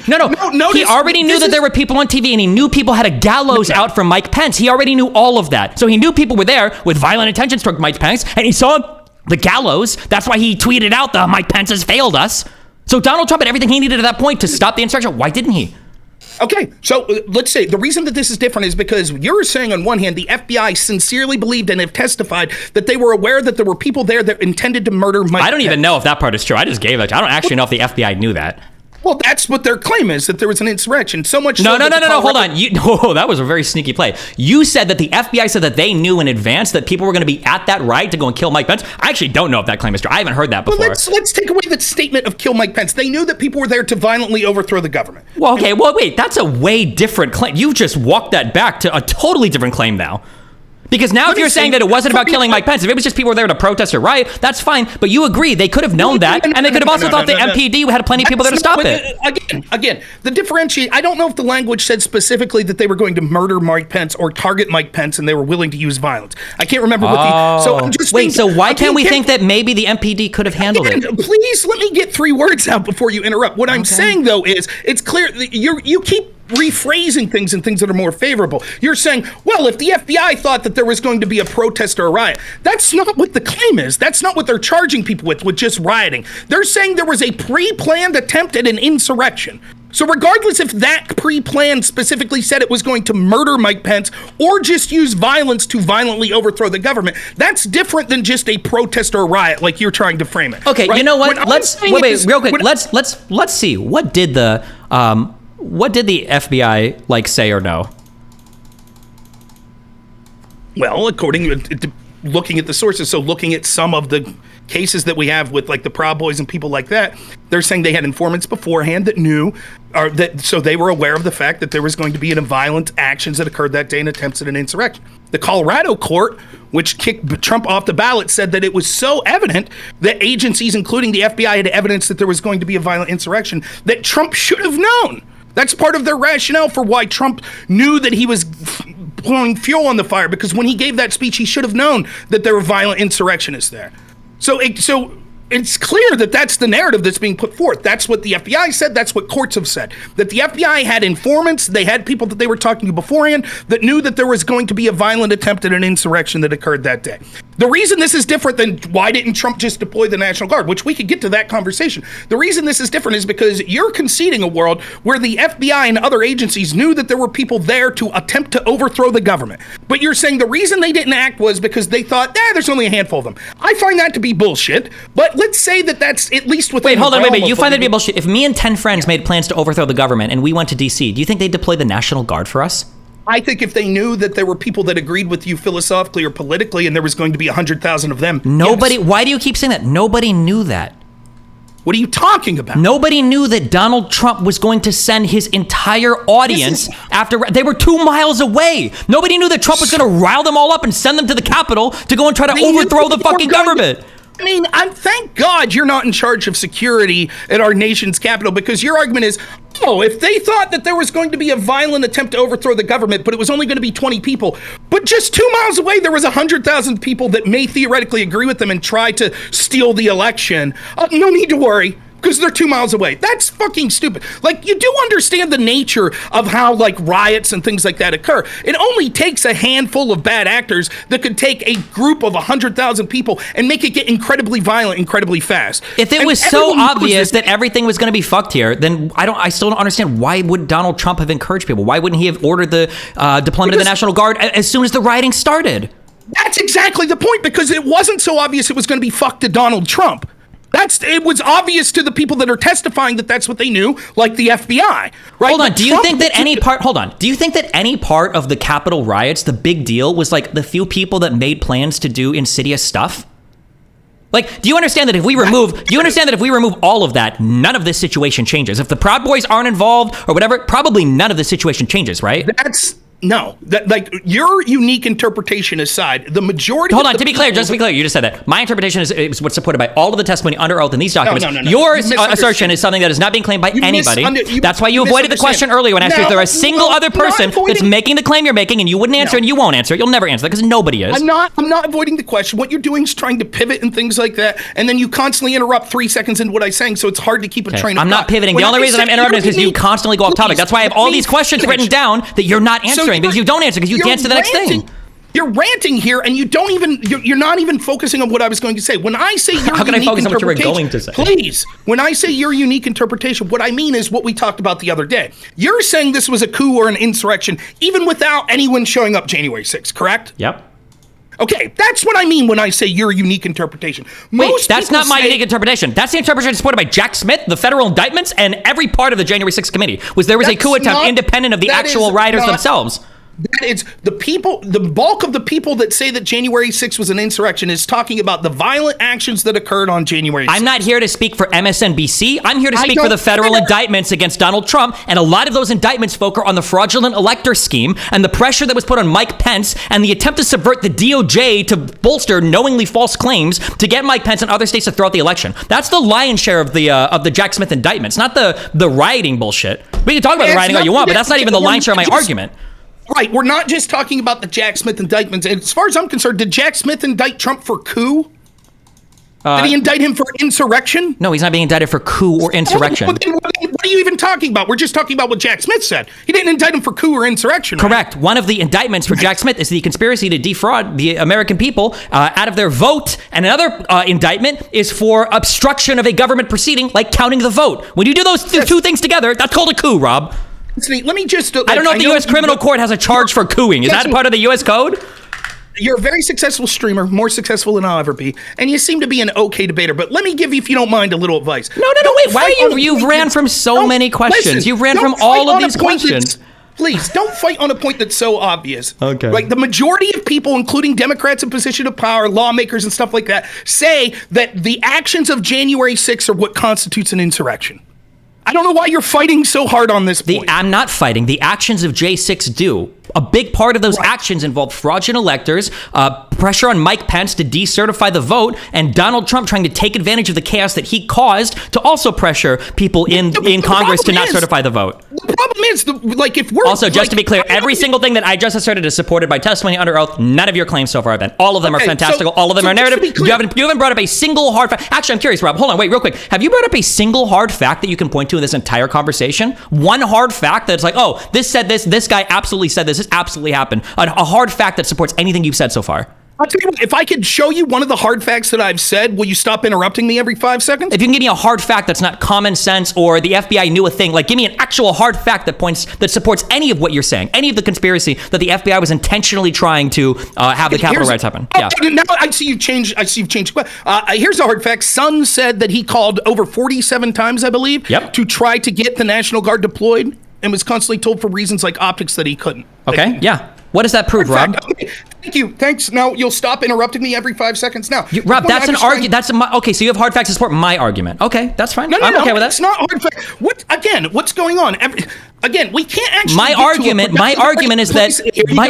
We can't get to a productive area of the debate because what happens is you're so interested in framing the debate in your way that we're unable to get to the facts where you interrupt every 5 seconds and things like that. Mm-hmm. If you just allow that, and you're even arguing on shit that's like just totally a red herring, like, oh, the January 6th, like when I say your unique interpretation aside of like it's a coup for the alternate electors, the people that are saying that January 6th was an insurrection, no one says that, everyone, Jack Smith, blah, blah, blah. Like, it's just, you're fighting for the sake of fighting. I didn't say not everyone said that, and I'm fighting on the same side that the federal prosecution office is fighting. If you want to say Jack Smith is fighting for the sake of fighting, that's fine, but you don't have any arguments against any of the underlying facts. You just have your feelings about all of this, and your crazy conspiracies that not even another credible person is actually testifying to. Nobody is supporting any of these conspiracies. That's why when I asked you earlier, is there a single other person saying the FBI intentionally set people up? You didn't answer it, and you won't answer it. You're about to ramble again. You will never answer that question. What do you think all the people were saying that the FBI had informants there and foreknowledge? And, like, for example, didn't you talk to people that were saying Ray Epps was a Fed? What do you think the implication is that they're saying? I just want to point out that you didn't answer it again. You're not going to answer that question. You won't answer that question. I just did. Okay, I'll answer. Everyone that said that Ray Epps may be a Fed is saying that they think the Feds started the riot. Oh, so Alex Jones, that's who you're appealing to? There's plenty of people that have questioned like the story of Ray Epps. Do you think questioning the story of Ray Epps is equal to accusing the FBI of inciting the riot? Yes. What do you think they're saying? When they say that Ray Epps was a Fed and he's the one who orchestrated and told people to go in, what do you think they're saying? Okay, show me a congressman or show me somebody like credible. Now you move the goalpost again. No one's saying this. Literally, no one's saying it. Because no, I'm not moving the goalpost. The goalpost is exactly the same, Rob. I'm saying who's saying that? You're saying people are saying it. I'm asking you who. Name one. Who? I don't have to name the specific. There have been plenty of congressmen that have raised the point of Ray Epps. Right? There have been plenty that I'll look up the person here, I promise, when I get some downtime. Okay. The point is, this is a deflection. It doesn't matter if anyone else is saying it. Is the argument I'm making sound or not? No, nothing you've made is sound. All of it is fantastic. All of it is narrative. There are no hard facts about it. You're in the enviable position of saying this, that these agencies knew that there were violent people that were going to try to overthrow the government, but the reason they didn't act to have security beforehand was because they thought there was only a handful of them, even though they knew that miles away was hundreds of thousands of people. And once it kicked off and they realized, uh-oh, here comes thousands of people, they still said, well, for optics reasons, we're still not going to deploy. And the reason you prefer the interpretation of, well, that's legitimate, is because that's what they testified to.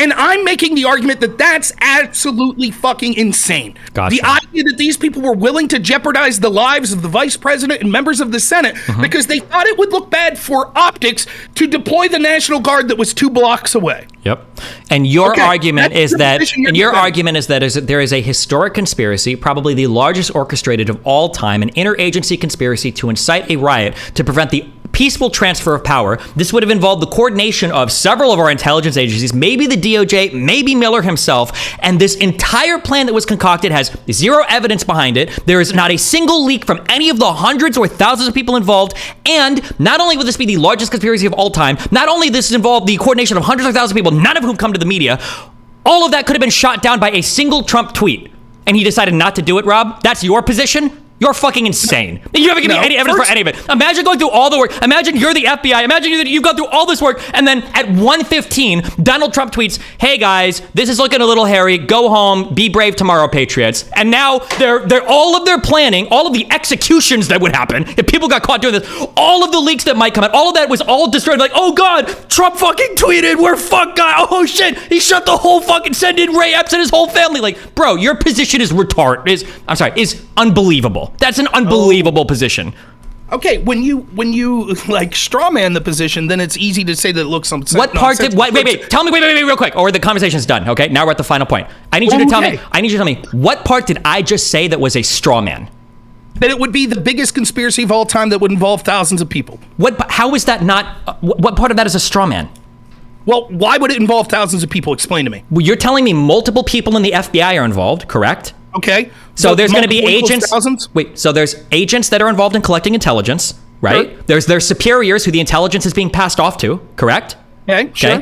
Do you think any of the other intelligence agencies are collecting domestic intelligence or working on surveillance as well? Like the NSA or the DHS or anything? So any of those agents and any of their superiors, correct?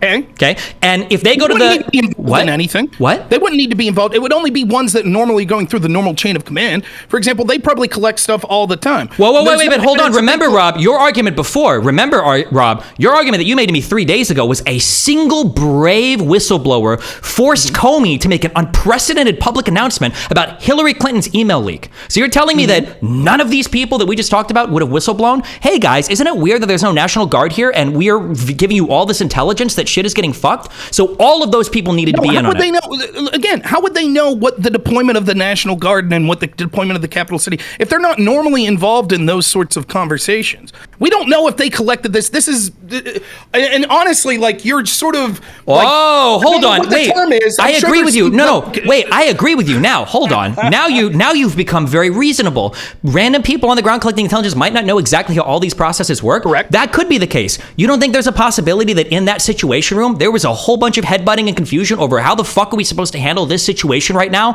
when there's been bureaucratic red tape established, when weird statements have been made by Trump about deploying the National Guard and people are trying to not like contravene that, when Mayor Bowser a day earlier said we don't want any National Guard deployed and the only National Guard there's on the street. You don't think there's going to be confusion there or miscommunication or bureaucratic red tape like every single person that testified under oath, every single one testified to? Not a single one backs your claim, Rob. Not a single one. Yeah. You don't think that story's possible? So you've developed from it had to be thousands of people to only a small handful quite quickly. So again, no, wait. I wasn't even done yet. I was saying all the intelligence. You didn't let me finish. We were going through thousands of people because all the FBI informants, all the confidential informants, all of the instigators, all the family members of those instigators, all of the handlers of those people, because Ray Epps' handlers, his family, all those people must be involved in it as well.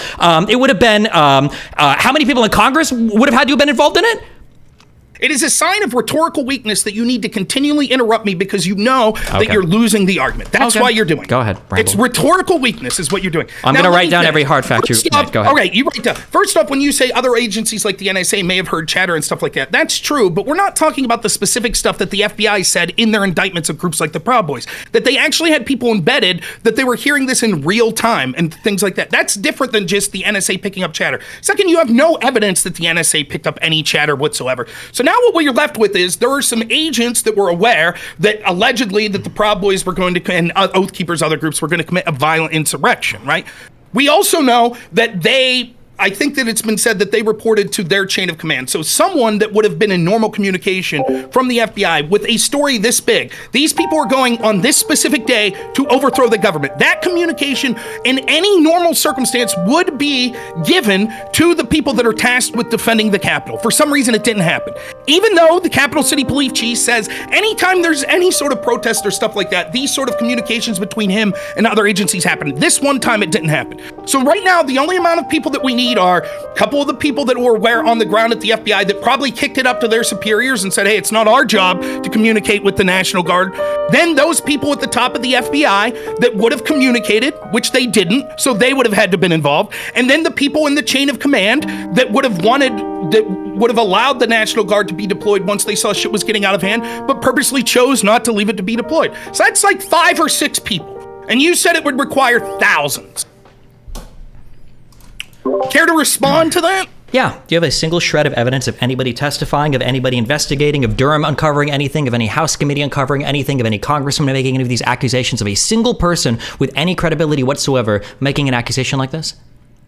Okay, so I will answer that question, but I see that we pivoted off from your claim that it would have required the massive conspiracy, thousands of people. No, if you're the particular one that you're that the FBI is uncovering like very credible allegations that people are going to go kill Pence, that level of conspiracy to inhibit the deployment of the National Guard and everything else, I think that would have, I said, first of all, my initial claim was hundreds or thousands, because I don't know how many, it depends on how many confidential informants and instigators are there, because some people have claimed that there were hundreds of instigators there, and some people claim there was just Ray Epps, I guess. Some people claim more than that. So yeah, I said hundreds or thousands. If that's really the point you want to get me on, that maybe this would have only taken 50 collaborators. Regardless, it would still be the largest probably conspiracy of all time that our intelligence agencies have concocted against the president or the people of the United States. It would be. But regardless, you have no evidence for any of the things you just said. But if that's the one point you want to stick on, that actually, Destiny, this conspiracy would have only taken probably like 50 to 90 people, not hundreds. That might be true. I don't know how many this would take. It would be unprecedented.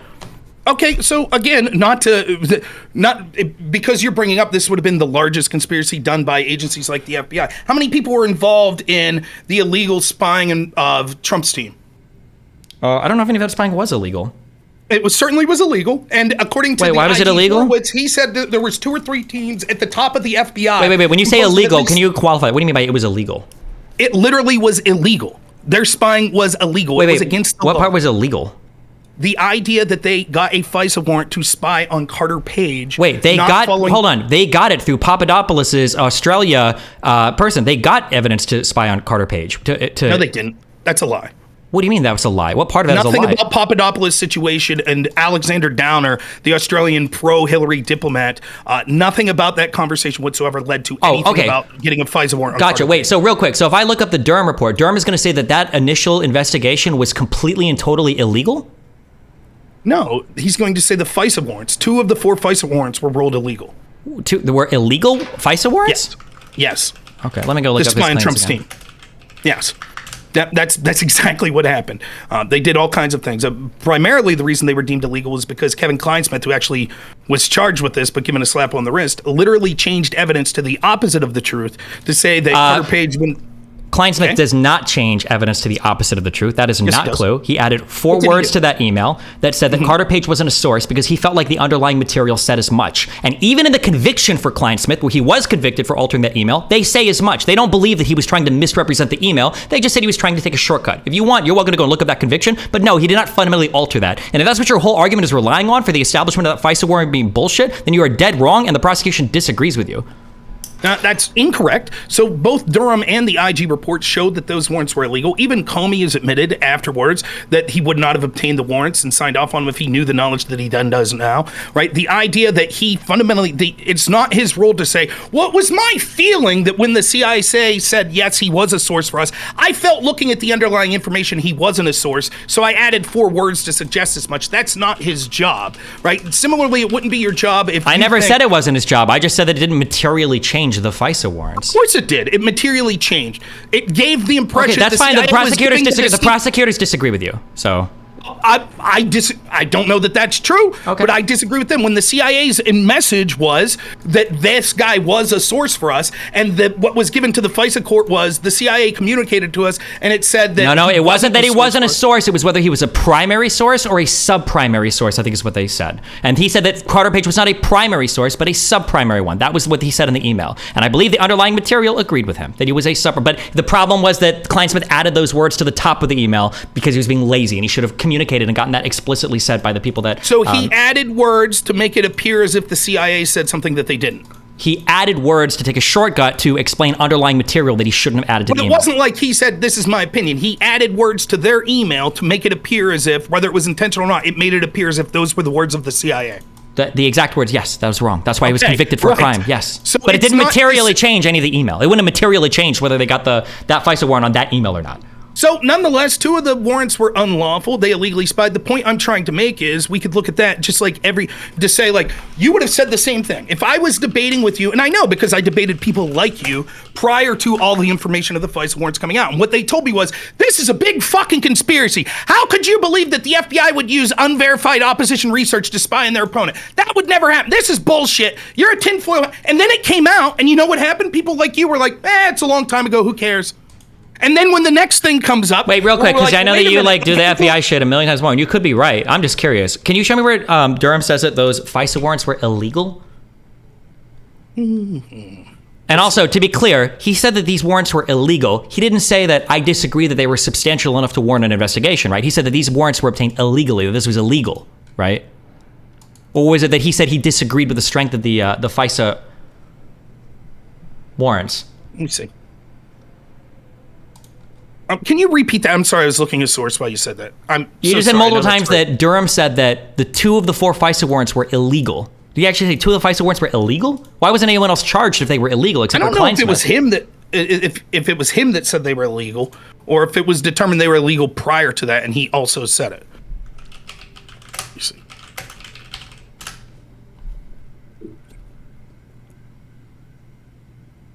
This isn't really a point of contention that most people it's never a point of contention when it actually comes up, but to fact check, I noticed, but... Mm-hmm.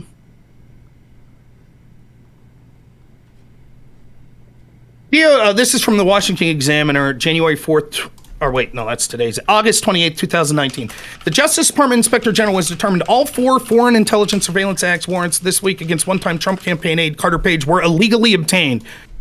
In the investigation that began last year, Horowitz examined the DOJ, FBI's... All 4 of them? Wow. Washington Examiner. That's quite the claim. Mm-hmm. Can you link me that? Yep, no problem. Give me a second. I gotta find here.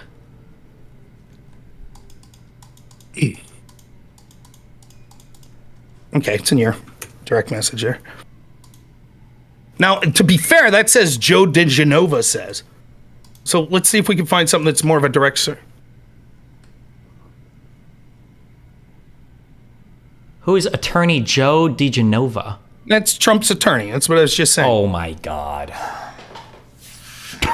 Okay. So Durham probably never said this. That's fine. Okay. Well, that's not even Durham. That's him talking about Horowitz, who was the IG. So that was from the IG report. Sure, but you said that the Durham investigation said that 2 of the 4 FISA warrants were obtained illegally. Illegal? Well, I'm curious if why nobody was charged if they were illegal. Now, I'm wondering if it wasn't illegal, but if it was instead him saying that I don't feel like the underlying material were strong enough, that would be a different thing, which might be fair, but I've got a Washington... CNN. Here's another Washington Examiner article, and we'll see if this is better for you. Now, granted, I'm just searching, so let's read it together, right? But it says, FBI director admits, yes, surveillance of Carter Page was illegal. This is from February 7th, 2020. FBI Director Wray agreed the Justice Department and the FBI illegally surveyed Carter Page when they used British ex-spy Christopher Steele unverified dossier to obtain 4 foreign FISA Act warrants against the Trump associate. Wray made the claim during congressional testimony before the Democrat-led House Judiciary Committee earlier this week. The report by the Department of Justice Inspector Horowitz concluded that the FBI's Trump-Russia investigation was flawed, and he criticized the DOJ and the FBI for 17 significant errors and omissions related to the surveillance findings. I want to see if I can find Ray's. Ratcliffe asks a question. Under questioning from Republican John Ratcliffe of Texas, Wray, who deflected many questions by referring lawmakers back to Horowitz's report, agreed Page was surveyed illegally.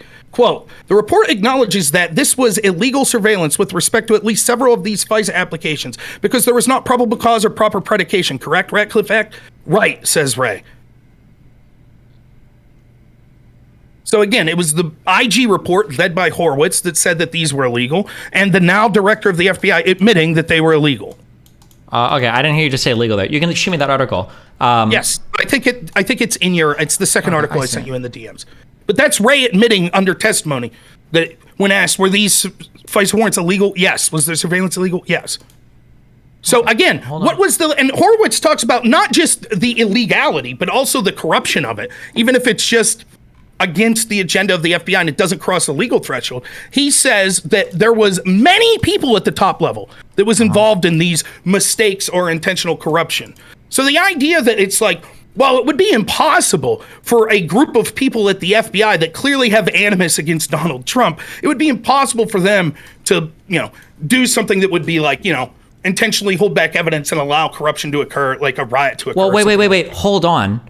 If what you're if assuming all of what you're saying is true, then yeah, you've just made that argument that it would be impossible because all of these people were caught and investigated. Well, no, they were only caught and investigated through sort of the process of investigating people, right? Sure. Right, but the idea again, right? Like this. Wait. You admit that, right? That because my original claim wasn't that a conspiracy was impossible. My original claim was I don't think you can involve that many people and nobody gets caught. And now your example is, assuming everything you've told me is true, your example is of an investigation of people getting caught. Right. So what you're doing is you're assuming that you said that it would be impossible for something like this to occur. That's what you said. No, I didn't. I said repeat my claim one more time, Rob. I'll go back. Last time you did this, like when you said about I said it would probably be impossible to do this and not get caught. That's what I said. Yeah. Well, I disagree. It would have been easy for them to not get caught here. If there would have been a different IG or something like that, it would have been easily credible to see how they wouldn't have get caught. And maybe still the people will get caught. Remember, how many years did it take from when these FISA applications occurred to when Durham finally finished his report? 7, 8 years? So maybe 3 years from now, maybe someone will get caught. And Okay. again, Capitol If that's Chief Police listen, if that's your argument, I'll already concede. If I see evidence that the FBI instigated this riot that's brought up 3, 4, or 5 years from now, I'll say, oh, looks like the FBI investigated this riot. If your argument is that you're a time traveler and you're making arguments based on evidence from the future that you haven't seen yet, I don't know what I'm supposed to say to you.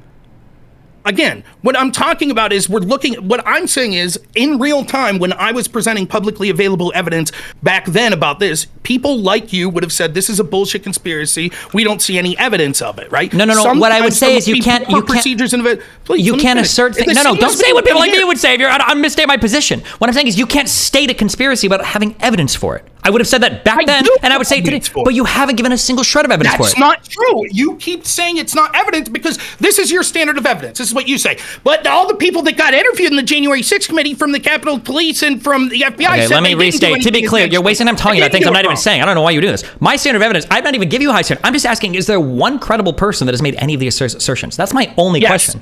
Capitol Chief Police son says that there's a cover-up with what happened in January 6th. Okay. Capitol Police son cover-up January 6th. Okay. Well, let's look for it. Sure. Ex-Capitol Police Chief sounds alarm that January 6th was cover-up. Okay. What did he say? Are you reading some? Yeah, I'm reading a Newsweek.com article. Fine. Yeah, I didn't know if you were asking me if you were reading. The actions or lack thereof taken by the government leading up to January 6, 2021 riot led some to believe that intelligence officials in power were aware of the attack in advance and covered it up by failing to disseminate the information to those who needed it. Interesting. Wait. Okay, good. Remember, my original claim is bureaucratic red tape and incompetence, which is what everybody testifies to. Mm-hmm. Your original claim is conspiracy. Not like a conspiracy theory, but like a conspiracy plan, okay? Mm-hmm. Sun's statement here is not backing your conspiracy claim up. Explain. Sun is not accusing there of being a malicious attempt to instigate rioters. He's saying that they were aware. Well, it doesn't, again, you're sort of conflating. It has nothing to do with whether or not they determined to instigate rioters. You didn't hold on. No. That's the central claim of your plot. It is not. It is not. Wait, hold on. Wait, so then are you saying that it could have just been incompetence? No. Then why would they cover it up? Okay, let me clarify. You're sort of moving the goalpost here now. You're saying... Hold on, stop. No, I'm restating I'm restating both of our positions. I'm going to write it down because you keep using this moving the goalpost thing when I haven't. I'm writing down questions that you still haven't answered. You show me... Hold on, wait. I'm writing our position, okay? So my position is the FBI... No, not the... I don't even know why that... Fuck, the FBI is even implicated here. My position is the National Guard failed to deploy in an adequate way on January 6th because of the bureaucratic red tape plus confusion in the Situation Room, much of it stemming from officials' concerns about the appearance of the National Guard in the Capitol on January 6th. That's my position, okay? Cool. Okay. Your position is that the FBI received intelligence... You let me give you my position. No, because if I can state it correctly, then it shows that at least I understand yours, because you failed to understand mine, okay? Your position is that the FBI received intelligence ahead of time that multiple people in Washington, in D.C., were planning/plotting to kill Vice President Pence. The FBI also should have had reason to believe or understand that tens of thousands of politically sympathetic people will be in DC. These two pieces of information were enough that they should have passed these concerns up the chain of command, which would have allowed for a proactive response to potential violence, but instead was withheld because the FBI wanted there to be violence on J6 so they could show the country how violent/evil Trump supporters/protesters are. That's your position, correct? Pretty close. Yes. And that's different than what you just said before I forced you to write that down. Well, I'm sorry. What did I say that was different than this? You said that I said that like something to the effect of the FBI was in there instigating it. Is that what you said? Now, where in anything that you just typed did I say that? I'm sorry. I conflated your claim with others as well, because you had also brought up the thing. Because when I asked you earlier for a single person that was backing up what you said, the example that you gave was a congressman talking about a van with FBI people being driven around the protest or whatever. That was the one thing. So I'm sorry. So I added the instigator because I heard you say that as a piece of evidence. Maybe you want to toss that out to somebody supporting your side then. That's fine. So then, okay. But this is your position then, okay? Right. There may have been people that were working with the FBI intentionally instigating or not. It's not what I'm saying is necessary for this. What I'm saying is that, look, it's willful ignorance if you don't understand that when people are impassioned and there's protests like this, we can see example after example of it, not just on the left. You could also see examples of this on the right, that there's small things that could kick it off. And so if you set the conditions where you knew there were a bunch of people that were going to be there pissed off, right? And apparently the FBI was aware that there were people. Wait, I don't know why you keep restating this, Rob. We don't disagree. The only disagreement we're having is whether or not it would have been reasonable to expect that the Metropolitan Police Department could have held it off. Everybody under oath agrees with me. Your claim is that they should have known better, but you have no evidence of that. Okay, so then let's try a new tact. You said that when Sun says he thinks there's basically intentional. Can you read the words you read again, what Sun said, and then you said that doesn't defend my position? No, because it came from Newsweek. I just want to hear him. Oh my God, it's 55 minutes. I don't remember Sun saying a cover-up. Let's see if I can find it. Because this has cover-up in quotes, but... I wish there was a transcript. I'll try this. I know it's difficult to find. I watched the whole thing. But Does he say cover up in that? Okay, you know what, actually? Just give me a little bit. I'm just going to speed through 2X and listen to what Sun has to say. So there's a section here called National Guard Restrictions. I'm wondering what he has to say. Let me 2X it and listen. Hold on. Okay. Instead, on January 4th, what does Mueller do? He puts out a memo restricting the National Guard from carrying various weapons, any civil disobedience equipment that would be utilized for the very demonstrations or violence that he sees coming. It just doesn't make any sense. Wait. So can you hear the military me says we're so concerned. Or can I talk to my audience? I'm sorry. Oh yeah, just mute here and talk to your audience. Go ahead. Okay. Just let me know when you're ready. Sorry. Yep. About potential imminent violence that we are considering shutting down the city, but at the very same time they decide that the National Guard can't adopt an aggressive posture. Right. They're deploying because they're going to be deploying National Guard to assist Washington, D.C. with crowd control at metros and some of the traffic control areas. But they put this out on January 4th, specific to January 5th and 6th. And this direction affected the National Guard in Virginia and Maryland. When I was calling begging for assistance on January 6th, they weren't allowed to respond at first. Look at Governor Hogan. He did a press conference saying he was begging to respond and he was not being denied by the Pentagon, all because of the memo. So why? You begin to wonder why, and especially when you look at things like something that I recently came across when you talk about the military. General Milley, now finding out, and it's not for me, this is from Carol Lenny, investigative reporter with the Washington Post, has found that he was using data miner on his own, coming across intelligence. Tell us what data miner is. So data miner is an intelligence platform. It's not something your average citizen would have on their computer. I guess it goes in and does crawling across webs. I'm not really sure how it works, but it's not it's an intelligence platform. He's picking up intelligence talking about killing members of Congress and attacking the United States Capitol. And he's not telling me. He's telling select members of Congress. I mean, Carol Lenny writes about it in her book. That's concerning as hell because as the chief of police, there's a duty to warn there. And I should be told so I can take the necessary action. I don't know who else he was telling, but he sure wasn't telling me. Again, what could possibly be the explanation for that? I'm not really sure. People. You've done this for over 30 years. You're very familiar. You've been in law enforcement in D.C. specifically for over 30 years. So you know how the city runs. Tucker's trying to bait him into the answer. Not at all. There have been many. I've done many national special security events, and this was handled differently. No, the intelligence, no jib, no coordination, no discussion in advance. It's almost like they wanted it to be watered down. The intelligence to be watered down for some reason. I talked about a little bit in the book that maybe they were concerned for the Trump invoking the Insurrection Act, and they're worried about that. But I've had people, there's those other thoughts out there. But luckily we still have people investigating this because I still think there's puzzle pieces missing. Someone's going to find out what's really behind all this because it wasn't right the way the intelligence was handled and the way we were set up on the Hill. Big picture, just to restate, you've seen many things like this, and as you just said, this was very different. This was handled very differently. By whom? By the intelligence. I'd say one, by the intelligence agency, two, by the military. So the reason why I say the military, think of this. By federal law, Congress passed a law that requires me to go to the Sergeant Arms Capitol Police Board in advance of an event and to request federal resources such as the National Guard. So Congress passed a law. It's still U.S. Code 1970. Look it up. Just make sure you look it up before December 22 when they changed it. So what was in effect on the 6th? That requires me to go and get approval for bringing in National Guard or federal assistance in advance. I have to go to the Capitol Police Board and get approval from congressional leadership in advance, like I did on January 3rd. I'm denied twice because of optics and because the intelligence didn't support it. So think about that. Let me ask you, who made that decision? Who denied you? I was denied by Paul Irving, House Sergeant Arms, and also Mike Stinger, Senate Sergeant Arms. And who do they work for? It would have been working for Pelosi on the House side. That Pelosi was the number one boss, and then McConnell on the Senate side.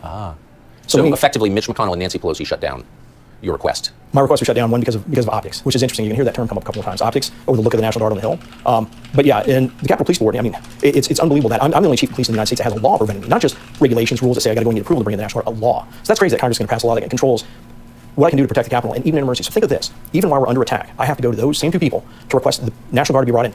I have 340 National Guard that have been activated. At least 150 to 180 of those are in the city, many of them within eyesight of the Capitol, okay?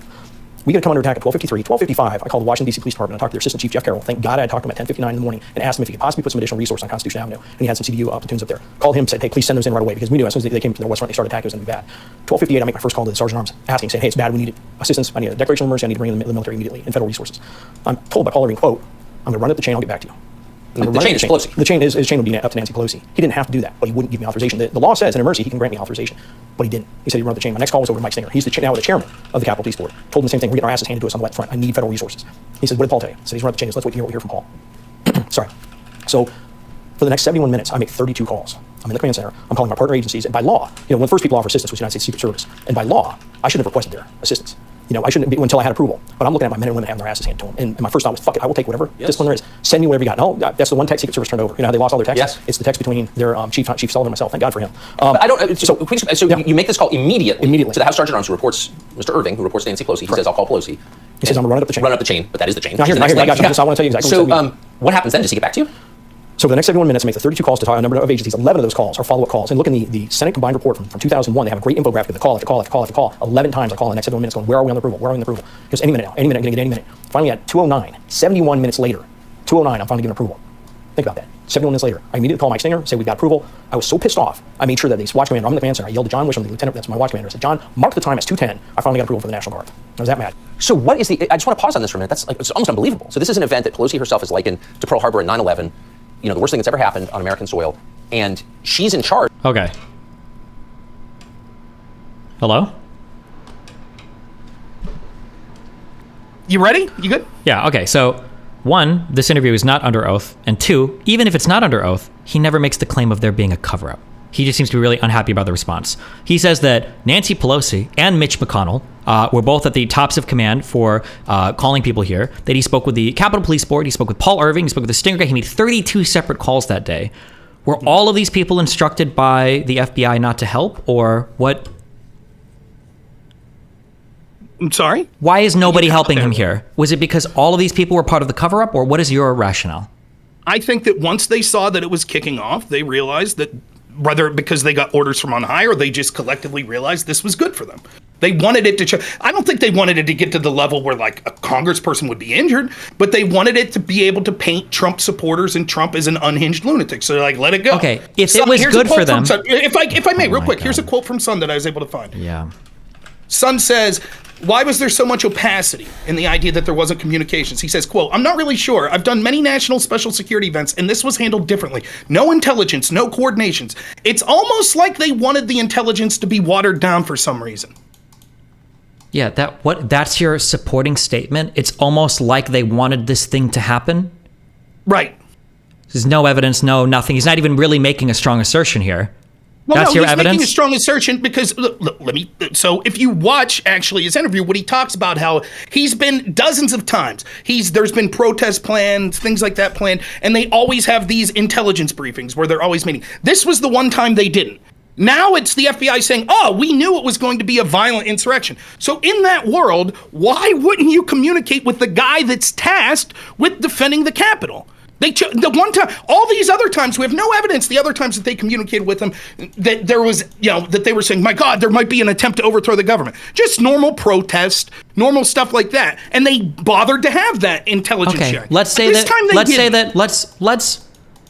I already know this is a waste of time, but let's run with all of that. Okay. Okay. Let's say that I grant you literally every single part of that action. Okay. Okay. That I say that the FBI covered this up. And it was good for them, okay? And that they were all involved in this, okay? Pelosi, McConnell, everybody, okay? Why is it that when you look at the actions of all the people who supposedly wanted this to happen, why is it that all of them are trying to take steps to stop it? And then why is it that when I look at the people who supposedly wouldn't want this to happen, why is it that all of them are taking steps to further it? Explain how they were taking... So let's start with the first part. Why are the people that wanted this to happen allegedly taking steps to stop it? Like who? They constantly said, don't deploy the National Guard. No. Beforehand, yes. But on the day of, my understanding is there were dozens of people. Pelosi herself might have been one of them. I can go and check the J6 Commission.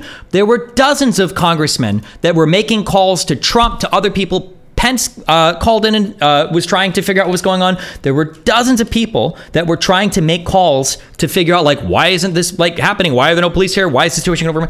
All of these people who supposedly, I guess, would have supported it. Hold on. Well, that's... Wait. At some point after 3:05 p.m. that afternoon, President Trump's chief of staff and President Trump himself were informed that someone had been shot. That person was Ashley Babbitt, who was fatally shot at 2:44 p.m. as she and other rioters tried to gain access to the House chamber. There is no indication that this affected the president's state of mind that day, and we found no evidence that the president expressed any remorse that day. Meanwhile, leaders in Congress, including Speaker Pelosi, Senator Schumer, Senator McConnell, and the vice president were taking action. They called the Secretary of Defense, the Attorney General, governors, and officials in Virginia, Maryland, and the District of Columbia begging for assistance. President-elect Biden also broadcast a video calling on President Trump to take action. Why is it that all these people were trying to take steps to stop the very plan that they put in motion? And why was Trump and the people who would be hurt by it trying to further it? Doesn't that look weird? First off, the idea of Trump being involved in a way where he was thinking, oh, this will be hurt by it, that's not what was going on. Trump did, I believe, at 2 o'clock tell people to go home and be peaceful. Wrong. What time was it? I don't know what time like it was. Like 5:40 or 6, I think. Maybe. I don't know the exact time frame. I thought it was around... Yeah, I will take your word for it. I'll look it up later. It was like 3 hours after things had started. He told him to go home. Yeah. Nonetheless, right? It's sort of... That's kind of an important tweet, by the way, but sorry, go ahead.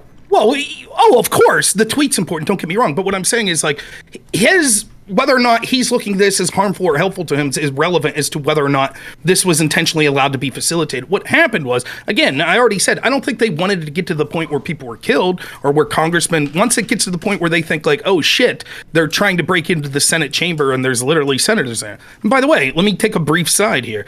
Although I think there could have been something better than happened with the Ashley Babbitt situation, and maybe it wasn't trigger discipline or stuff like that. I think that if you're tasked with defending senators and you see people breaking a window and shit, I find it hard to cast blame on that guy, right? That's his job. Who are we talking about right now? Wait, hold on. I don't care about any of this. The cop that shot Ashley Babbitt. I'm just asking broadly. I don't know why I'm wasting my time with this. Okay, if this was something that was going to make Trump look bad and everybody else wanted this to happen because it made them look good, why is it that all the people that it was supposed to make look good tried to stop it, and all the people that it was supposed to make look bad kept trying to take advantage of it and further it? Isn't that a weird 180? I'm sorry, I went off on a little tangent there, trying to kind of throw a little olive branch, so I'll stick to exactly that. The problem is they already got the optics they wanted, and when it mattered that would have prevented people from coming in, the higher-ups that were under the authority of people like Nancy Pelosi were repeatedly stalling on allowing the National Guard to be deployed to prevent people from coming into the Capitol. Pelosi was stalling on the deployment of the National Guard? The sergeant of arms under Pelosi and those in the chain of commands that Pelosi ultimately had the authority over, Son claims that he testified that he called them dozens of times, repeatedly asking permission. He also said that it took them so long to give the permission that actually they were able to get state police from, I think, Maryland? Or New Jersey, maybe. Correct. Sure. Before the National Guard that was literally 2 blocks away. Yep. That's how long they stalled. So for you to say, wait, why do you think that it was being stalled? Wait, no, you just made a false claim. Or I'm asking for evidence of that claim. You're saying Pelosi or McConnell stalled it? Where's the evidence of that? I'm saying the people that were underneath them, that they ultimately had authority over, that were in the chain of command, that Son was told he needed to get their go-ahead to deploy the National Guard, repeatedly stalled it. Wait, how do you know? Wasn't Pelosi herself asking for the National Guard to be deployed? She was stalling it at the same time she was begging for it?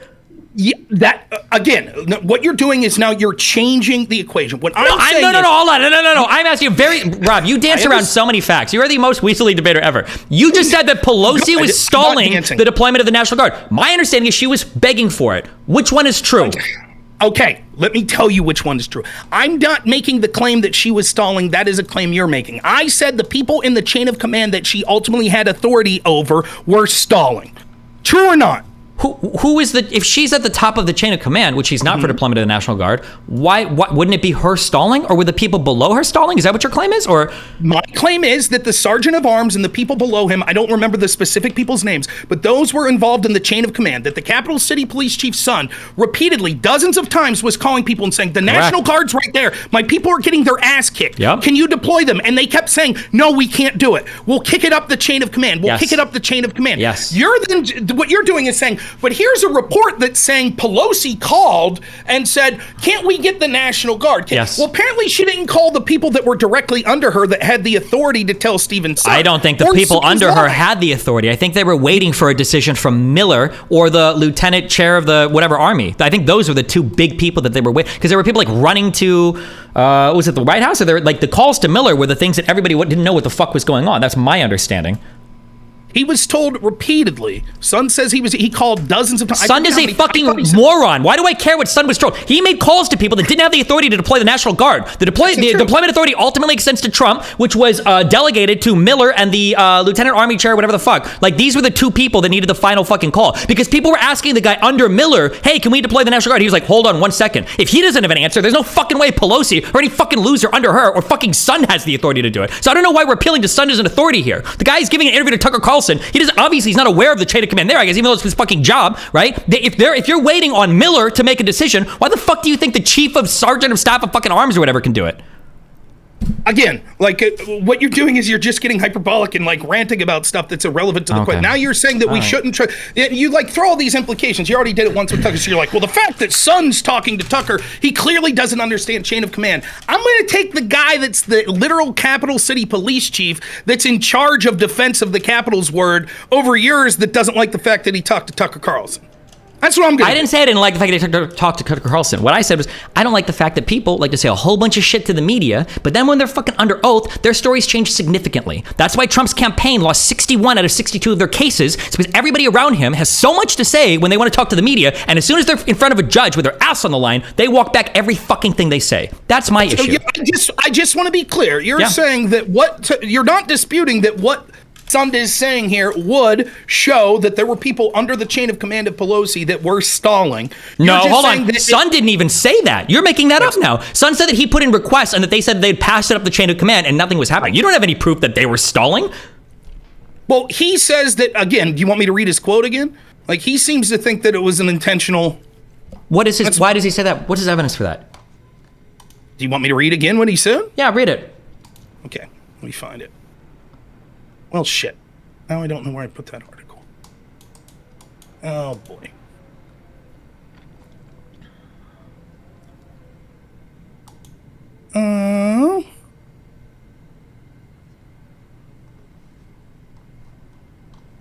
I've done many national security events, and this was handled differently. No intelligence, no joint briefing, no coordination, no discussion in advance. It's almost like they wanted it to be watered down, intelligence to be watered down.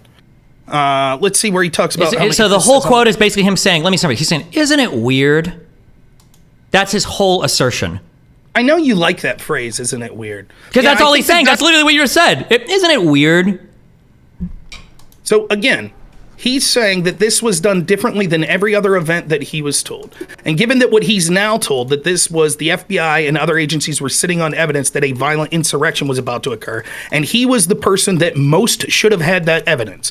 The person who is tasked with security of the Capitol and the people therein, including senators, including the vice president, etc. It seems incredibly odd that that was the one time they decided to break protocol and not have an intelligence brief. How does he know that was the one time? There might have been all sorts of intelligence he's not privy to.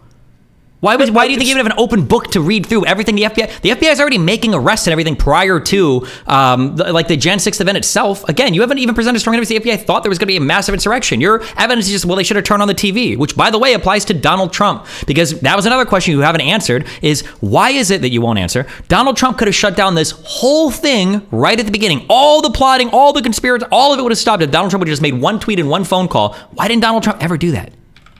First off, I don't believe that. You don't believe what? I don't believe if Trump... So your argument is if Trump would have just tweeted out, hey, don't be violent, go home, all of it would have stopped. Yep. Okay, let's see what time he sent that tweet. I think it was 3 hours about after the protest began. So I think if the first breach was 2:10, then he probably sent the tweet around, it would be like 5:20 or 5:10 or 5:30 or something. I think. Let's see. Or maybe the protest started at 1:10 and he sent the tweet at around 4:10 or 4:20 or whatever. People are saying 4:17. Timeline, January 6th. Was there violence that occurred after 4/17? I think that once the Trump tweet went out, I think that's when people started to go home. Was there violence that occurred after 4/17? I don't know. I would have to look at the exact. I find it ridiculous to think. No, stop. Hold on. Because here's your whole stupid fucking narrative. This is what you're about to do, Rob. Okay? You're about to do this. You're about to say, oh, well, at 4:17 he tweeted, but at 4:30 there was still violence. Yes, because it takes time for people to leave. You know what there is on video? There are dozens of people saying, Trump tweeted, let's go home. You know what's in some of the convictions? Is people saying, well, Trump tweeted, so I knew that it was time to go home. You know when the thing finally started to like filter out, when people started to leave, is when Trump tweeted to go home. So if you're asking me at 4:17, did the fucking Covenant from Halo come down and teleport every single fucking neckbeard from that building into the fucking streets so that all the violence stopped instantly? No, Rob, that didn't happen. But you know that standard of evidence is bullshit. Now, do you want to try to find out, like, did people start leaving it around then? Or are you going to try to find, was there a single instance of violence past Trump's tweet? Is that what you want to look for? You don't think that his tweet influenced people leaving at all? If that's your assertion, that's fine, and we can start looking from there. No, listen, my assumptions are nowhere near as ridiculous. Every assumption that, to be clear, every assumption I've had is backed by evidence, is supported by the J6 committee, is supported by testimony, under oath by multiple people. Every single thing that I've said so far. If you want to argue against any of it, I can find you the quotes, I can show you the evidence, I can show you every single thing. You just don't believe any of them. And your evidence is you want to misquote some fucking guy that went on Tucker Carlson, who's not even making the claims you're saying. So again, I understand. Like, I don't even know if you realize what you do when you get hyperbolic like this and stuff, try to control the direction of the conversation because you're feeling. One of the first statements you made, you said that despite the fact that people were unarmed in the traditional sense with firearms or something like that, that they possibly believed that Donald Trump was going to bring the National Guard to fight on side of them. Can you provide me any evidence of that? I never said that, hold on. Wait, stop. Hold on. That's what you want me to fucking believe? That's what I'm supposed to do, like you? I can find you the evidence. Sure. Hold on. Okay, but number one, I never said that they knew he was going to do it. I said that it's plausible that that's an expectation. As for proof, as for proof of that, yeah, I'm sure we could find multiple people, but I know that I saw Alex Jones on a megaphone saying that everybody go over there, Donald Trump is coming. Do you want me to find you that video? I believe, I could be wrong, but tell me if this is the same one you're talking about. Alex Jones warned people not to go to the Capitol because he thought it was a setup. Why was he at the Capitol on a megaphone shouting at people? He was telling them to not go to the Capitol because they were going to be arrested because it was a setup, I think is what he was saying. Okay, give me a minute to find that video. Hold on, give me a minute to find that video, okay? You play it for your audience? Does anybody remember? It was a Rumble stream that we were watching. I remember it was a Rumble video.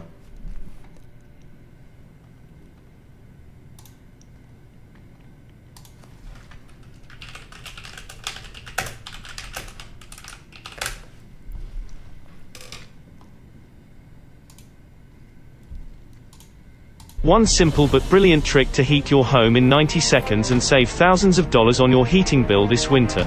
This genius way to heat any room.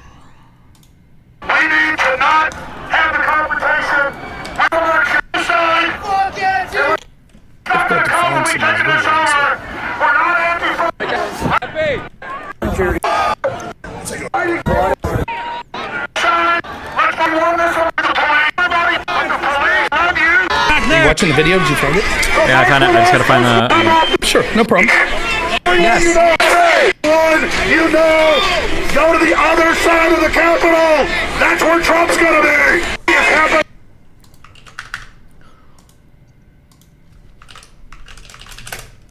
Okay, at 4 minutes and 45 seconds, let me know when you watch from there.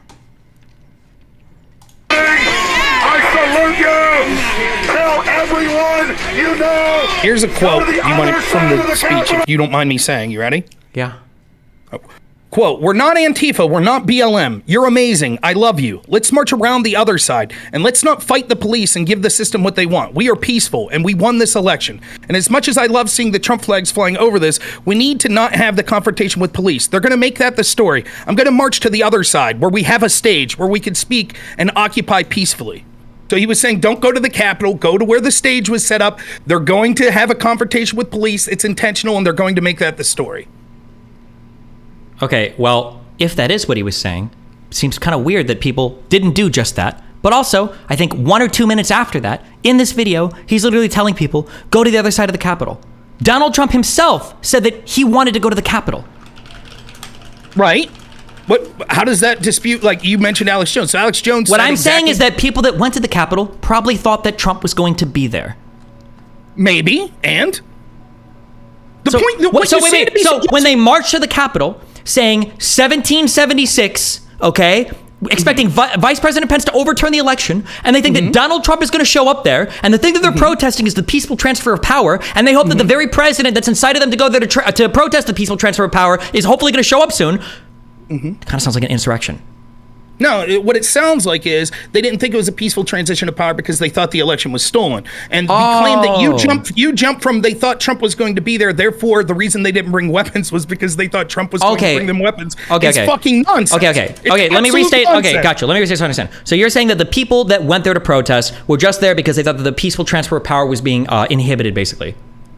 Yes, the vast majority of people there thought that the election was stolen, and they were upset about it. And they so if you go there because you think that the election is stolen, and you're protesting, what are you protesting? You're protesting the peaceful transfer of power because you think the election is stolen. That's an insurrection. That's what you just hold on. If they were there to protest the peaceful transfer of power, and as part of that protest, they broke into the Capitol to delay the certification of the vote because they thought the election was stolen, that is an insurrection. That's literally an insurrection. That's what you're describing. They don't think the democratic process is being followed, so they're going to break into the Capitol building to subvert that process because they think the election is stolen. You're justifying an insurrection. That's the justification. That's why they say 1776, no taxation without representation. It was a protest against the British government, an insurrection, which is where the United States was founded. That's why they said 1776. Are they allowed to protest that they think the election was stolen? Is it an insurrection to just protest? Nope. So it becomes an insurrection once violence occurs. It becomes an insurrection when they are going into the building and rioting, and Donald Trump's goal at the start was an insurrection. I don't necessarily believe that most of the people there were like trying to insurrect. Remember, most of them were mostly peaceful, okay? Especially most of the people outside. That's why we didn't charge 100,000 people or whatever, and it was only like 1,000, right? Okay, so now we get back to, this is exactly, so you've made the point that I was trying to make. This is exactly the point. That's the narrative that you want to get. The problem is they made it into the Capitol. Because what this really was a riot that got out of hand. People were rambunctious. They did get into the Capitol, and then people went home. They didn't steal the election. They weren't there to steal the election with guns and violently overthrow the government. It was bullshit. They wanted to make their voice heard, and then they left. That's what it was, a riot that got out of hand. A riot that got out of hand could be sparked by a handful of bad actors, causing the police to react, causing people to react back against the police. This is how riots occur. Why were the people there? Why were they there? Oh, the people were there because they felt the election was stolen. No, they weren't. Why were they there on January 6th? Why were they there at that particular point in time? January 6th was because there was a rally to make their voice heard because they felt the election was stolen. Because Donald Trump wanted them to be there because he said the election was stolen. Yes, okay. So wait, let's just lay back. So people were there. He was involved in an insurrection. Oh, of course not. No, I agree with you. People were there because they thought that the election was stolen and because Donald Trump wanted them to be there, right? Donald Trump was in the process of trying to illegally steal the election via Mike Pence, and Donald Trump told people to go march to the Capitol to protest to take your country back. Legit? Yep. Really? Peaceful. Notice you let the word peaceful out there. Go ahead. Because peaceful, and one time he said peaceful in a 1-hour speech where the rest of it is inflammatory rhetoric trying to get people to fight to take back their country. No, I don't think the one peaceful word there is doing much work. This is rhetoric that is used all the time by politicians on all sides of the aisle. Okay, fine. Cool. But the problem is, Rob, you understand that you're in an unwinnable position because as soon as you say, well, he said peaceful, he wanted them to be peaceful. Oh, okay. Well, why is it that when they got violent, he didn't tweet for them to stop? Why didn't he order the National Guard to go in immediately? Okay, one, he did at some point. Second, that's why he did 3 hours later. Okay. Nonetheless, he did eventually. Second, he told them to go peaceful originally. Third, wait. When you say eventually, what was he doing while because every single thing you're giving is bullshit. Okay, go ahead. Okay, so he didn't tweet eventually? He didn't tell them to go peacefully? You're saying that's bullshit. Go ahead. That's like me being accused of suffocating someone and saying, well, I released their neck eventually. Like, I took them out from under the water eventually. What do you mean, Rob? The problem wasn't that Donald Trump tweeted eventually. The problem was that an insurrection raged at the Capitol for 3 hours where he was making calls with Giuliani and Eastman trying to get people to overturn the fucking election and a whole scheme to overturn the election. That was the issue, Rob. So yeah, 3 hours is pretty important here when during those 3 hours he's doing everything he can with his little crony fucking henchmen trying to flip the election. Yes, Rob, that matters. The 3 hours does indeed matter. Yes. Well, I just want to be clear what your position is. You initially started saying that there was a sort of, you didn't use this term, but I used it to describe what you're saying, sort of a fog of war situation. So the people that had the ability in the chain of command to deploy the National Guard that was only 2 blocks away, they didn't understand what was going on. And I said, but they could see it on national TV. But that was your argument. Now you're saying, well, we can understand why they didn't act, but Trump should have acted. He should have known the situation on the ground. That's your argument. Wait, at what point did I say, wait, hold on. I gave you reasons why they didn't act. I didn't tell you they shouldn't have acted. I don't know, and I said that after going over this. I don't know why it took Miller 3 fucking hours to finally make the okay to deploy the National Guard. Now, what they were saying was bureaucratic red tape, a lot of questions about optics, and apparently some gray fog of war about what was going on the ground. That seems to be the 3 reasons given by the January 6th thing. But even at the end of their summary, they say, like, there's not really a satisfactory answer. It seems like shit was pretty fucked up. That's what they say. I'm not excusing any of the people here. I think obviously there was a bunch of failures there. There's clear tension there saying Trump should have stepped up, but those people that were tasked with defending, that's literally their job. Wait, hold on. I'm not even talking about job here. I'm saying that if your story is true, that the rioting was instigated by the FBI to make Trump fans look bad, then the number one person on the day of this insurrection that had the ability to stop it, coincidentally, Rob, was the same person that was the most hurt by it, which coincidentally was the same person had the most power to stop it. None of these facts can exist in the same world. That's not true, right? Again, it's because like you're starting with a preconceived notion and not looking at how this would factually play out. You're assuming that Trump then at that point is someone who's like a very stable genius, right? That could see this chessboard. Now we're finally wheeling out the crazy defense. So Trump was just an idiot. Okay. With the crazy defense, like I'm saying, like first off, I said initially, I criticized the violence that occurred January 6th that day. I said that people that engaged in violence should face the repercussions of law. I said that Trump should have done more. None of that is tantamount that Trump did an insurrection. Hell, even the Colorado court says their interpretation of insurrection isn't non-action. So in other words, it's not acting in the face of something. That doesn't mean you engage. I agree. It wasn't the non-action. It was the action of the false elector plot. It was the action of trying to extort the DOJ to sign on to false election claims. It was the action of telling Pence to unilaterally flip the vote. It was the action of sending rioters down to the Capitol. It was the action of calling people and trying to get them to delay the vote while the riot was raging on. Those were the actions. I get the narrative. So the argument that you're making then, well, why didn't he tell them to go home sooner? Why didn't he tweet sooner? What I'm saying is I don't know that tweet would have made everyone leave as soon as it happened anyways, particularly once there was literal fighting going on with police. And second, it's again, it doesn't mean that he engaged in insurrection if he didn't speak up as soon as he should have. Like if he would have tweeted out, let me just ask you, if he would have tweeted out at 1:30, hey, what the fuck, there's violence, go home, you would have said, oh, okay, no insurrection. I don't, if you get rid of like the electors scheme and everything else, then yeah, it would probably feel a lot differently. Yeah. Okay, well, I don't think that that's how people would have said. Now, to go back Wait, what was that response to what I just said? Well, I don't think that's how people would have... What is that response? That's not what the Democrats' argument would have been. I'm not here to argue for the Democrats. I'm just giving you the Jack Smith, the federal indictment, the strongest arguments, not the weakest ones put out by MSNBC or Anderson Cooper or Twitter. These are the strongest arguments that exist. These are the things that Donald Trump is facing federal indictments for. These are the arguments that I'm making. I'm sure there's a bunch of weaker arguments too. I'm not here to make those. No. What you're doing is you're making a specific set of arguments to get out from the problems with the official January 6th narrative. And let me blow your mind here for a minute. I know this will be impossible for you to understand. I really don't give a shit about Trump. I don't. Right? I know that that's like your whole political life, that you hate Trump and he must go down tonight, but I don't give a shit. What I care more about are institutions that will engage in corruptions to go after people that they don't like. And whether Trump goes down or not, it doesn't change my life considerably. What does change my life is if these agencies are targeting people that they don't like based on political opinion, and someday they might not like me. That does change my life in a serious way. So when you're just saying like, oh, well, all it's about is Jack Smith, that's not true. They have called the actions the day of January 6th an insurrection without even mentioning the alternate elector scheme. Before that was known, people were was very public. People, including the FBI, was setting up the largest task force in history to go after people that were there on January 6th. Not because they were involved in alternate elector schemes, because the actions the day of January 6th were not just told by Rachel Maddow and by Anderson Cooper that it was an insurrection. That's the official stance of the FBI. That's the official stance of the January 6th committee. So for you to hand wave that away because you can't deal with the Wait, to be clear, that's not the official stance of the J6 committee. You just made that up. That's not the official stance of the FBI. You made that up. These are the stance of people like Rachel Maddow. If you want to argue against them, that's fine, but nothing that you're saying, nothing of what you just said has anything to do with the arguments that I'm making. I'm going to see members of the January 6th committee that say January 6th was an insurrection. Yeah, you will, but part of the J6 detailings was the elector scheme. Well, okay, that could be part of it. But that doesn't mean that outside of that, would you admit that the vast bulk of the people that were on the ground January 6th were not involved in the alternate elector scheme? I don't care. That's not really part of what I'm asking. Well, it matters. I understand you don't care because you're obfuscating the point. No, I don't care because my focus is on Donald Trump, the president of the fucking United States of America. That's my point. That's what I'm focusing on. If you want to have a conversation about what does any individual on the ground have or what obligation do they have, that's a totally different conversation.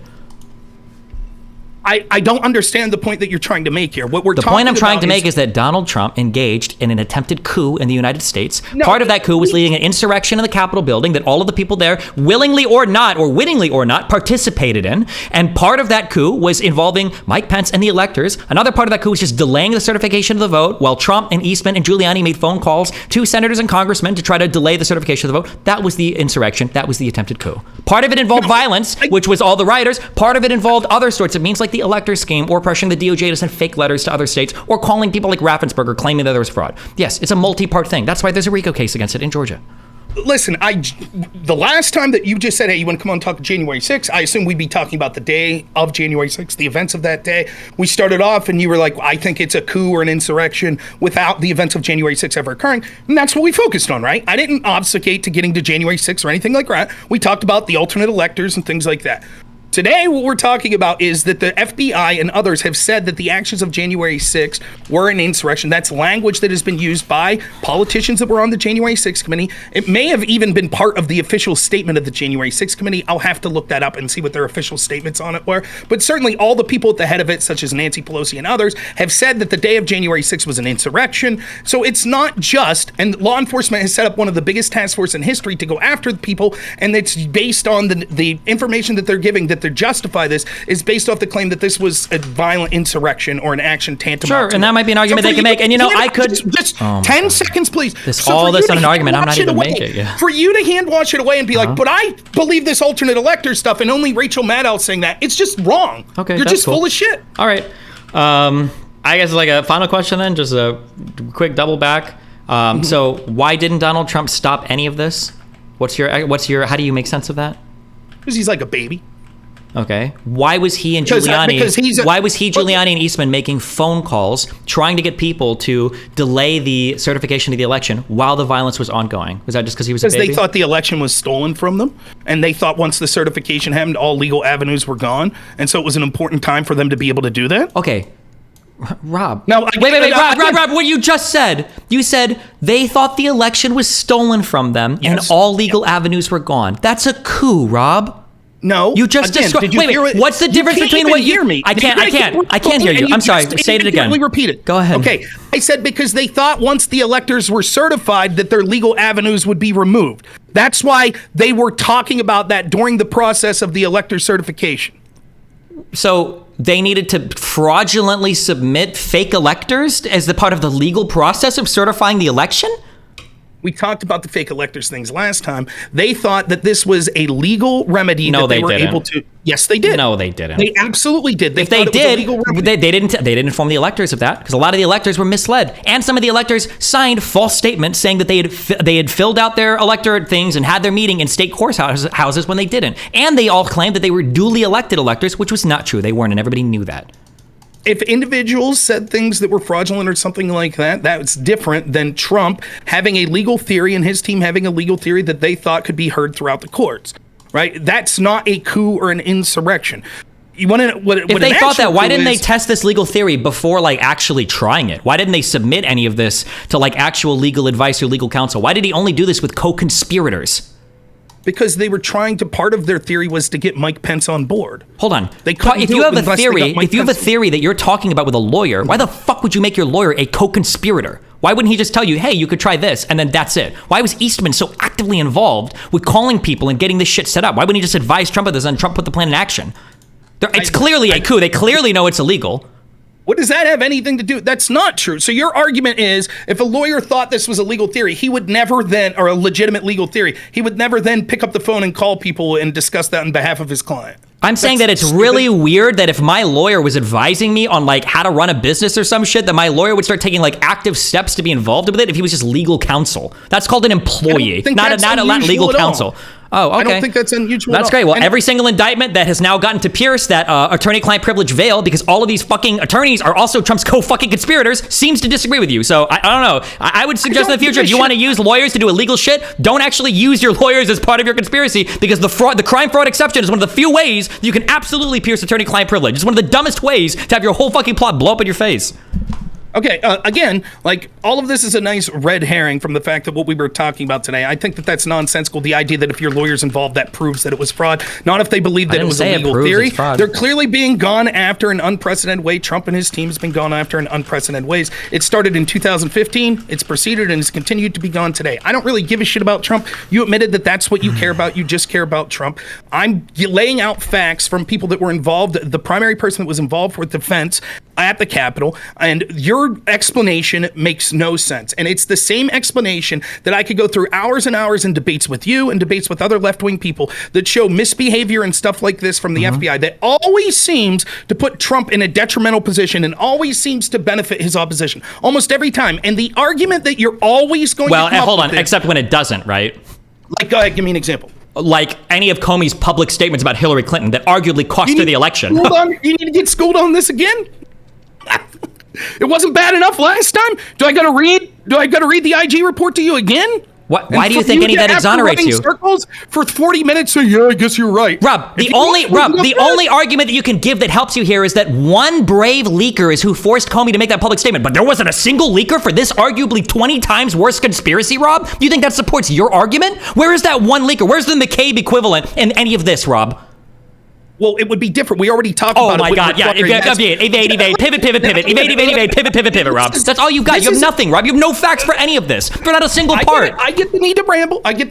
I understand that, which is ironic coming from me because I ramble a lot, but at least I'm patient and let you get it all out before I interrupt you and then speak. So again, what you're doing is you constantly do this thing where you're like, once you're on your heel on the facts of an issue, what you do is you're like, well, then if a whistleblower blew the whistle in a different situation, clearly no corruption could ever occur again because a whistleblower would blow the whistle. That's stupid and you know it. I'm not on the heel for anything. I've given you facts for all of this. All you've given me is a narrative/conspiracy that you haven't given me a single piece of information for. All you've given me is like, isn't it weird that they haven't done this? That's all you've got. Your whole argument is, isn't it weird? Like 20 times. Isn't it weird that they took so long to deploy the National Guard? Isn't it weird that Sund wasn't involved in these conversations? Isn't it weird that, it was, I don't even know. They're just the weird things. It's all weird. Isn't it weird that Pelosi, I guess, became the leader of the National Guard deployment? Isn't it weird that, that's all your argument is? You haven't given me a single fact for anything. And all your argument is the same people that are being implicated in what you're calling is just gross incompetence investigated themselves and said it was all good. That's your argument. What do you mean? Hold on. Investigated themselves? Hold on. The J6 Select Committee is not the Department of Defense or the National Guard. What do you mean investigated themselves? Well, okay. Well, so the January 6th committee, right? The FBI did an investigate. They testified to themselves and the people that were involved, and said, oh, no, we were just disoriented and it was a fog of war and optics, right? And the January 6th committee said, oh, okay. The same committee whose agenda quite clearly was to get Trump. They came to the conclusion, yep, the FBI is telling the truth. Every time this happens, it's FBI and their allies that they seem to be beneficial for in this sort of, beneficial relationship. They look at each other and say, there's nothing to see here. Nothing happened. There's nothing wrong. You can't you could say what you want. Okay, wait. Then let's say that I agree with what you're saying. Why don't we just have another special counsel investigation, I guess, into the FBI's failures on January 6th? There should be one. Okay, then why wouldn't you just say, I think that there's wrongdoing here, but I can't prove it, and I have no evidence for that, but I hope in the future they appoint a special counsel investigation to look for it. Why not just say that? You keep using the term evidence. I have plenty of evidence, right? I have plenty. Yes, I do. Do we have evidence that the FBI said they are aware that there was going to be an insurrection that occurred that day before the day? The FBI said there was going to be an insurrection, or the FBI said there were violent figures in D.C.? Attempting to overthrow the government. Yeah, violent figures in D.C. is not an entire fucking insurrection. Do we have the guy that was charged with defense, Capitol Chief Sund, saying that he wasn't aware of that wasn't communicated to him? And that's incredibly out of the ordinary, that there's always interagency communication? Yeah, all you have is every single... Okay, here's a question. Can you bring up a single one of these circumstantial facts that doesn't point to some form of either incompetence or just bureaucratic red tape? I could use Occam's razor to say when it happens over and over again, and it's to the level where literally we're told by to the be clear, same Occam's razor favors me. Not you here, Rob. No, Occam's razor said, yeah, here's Occam's razor. Okay, well, what's the most likely explanation for the failures? Well, let's see. Well, what did everybody say? They said there was an optics consideration because Donald Trump relied heavily on the National Guard in the past, which everybody has seen. That's not, you don't disagree with that, right? That people had an issue with Trump's use of the National Guard. Do you disagree with that or do you agree with that? People did have issue with him attempting to use the National Guard. Do you remember people getting so mad? Remember one of the biggest media stories was Donald Trump, where they said he cleared out like the church or some bullshit outside of BLM. I remember that. Okay, you remember that? It was an insurrection, right? The Democrat insurrection. May 30th? So we all remember these things. You remember. You brought it up real quick. You see the pivot? Do you see the pivot? Why didn't you care about that Democrat-led insurrection? Just curious. I don't even know. I don't know what the cause or organization or anything of that was. But well, there should be a massive investigation, surely, right? They tried to break into the White House with lethal weapons. They burned down a guard station and hurt dozens of officers. Is there evidence that there was any? I'm sorry. Is there evidence that there was? Is there any evidence that there was planning behind that?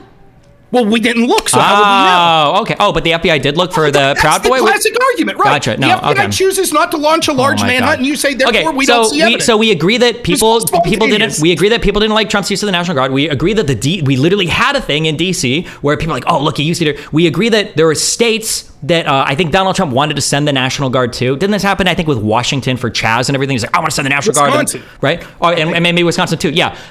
So we agree all this happens, right? So when the people in the Situation Room, and then also we agree that Bowser put out a statement saying, we don't need the National Guard the day before. We're fine, right?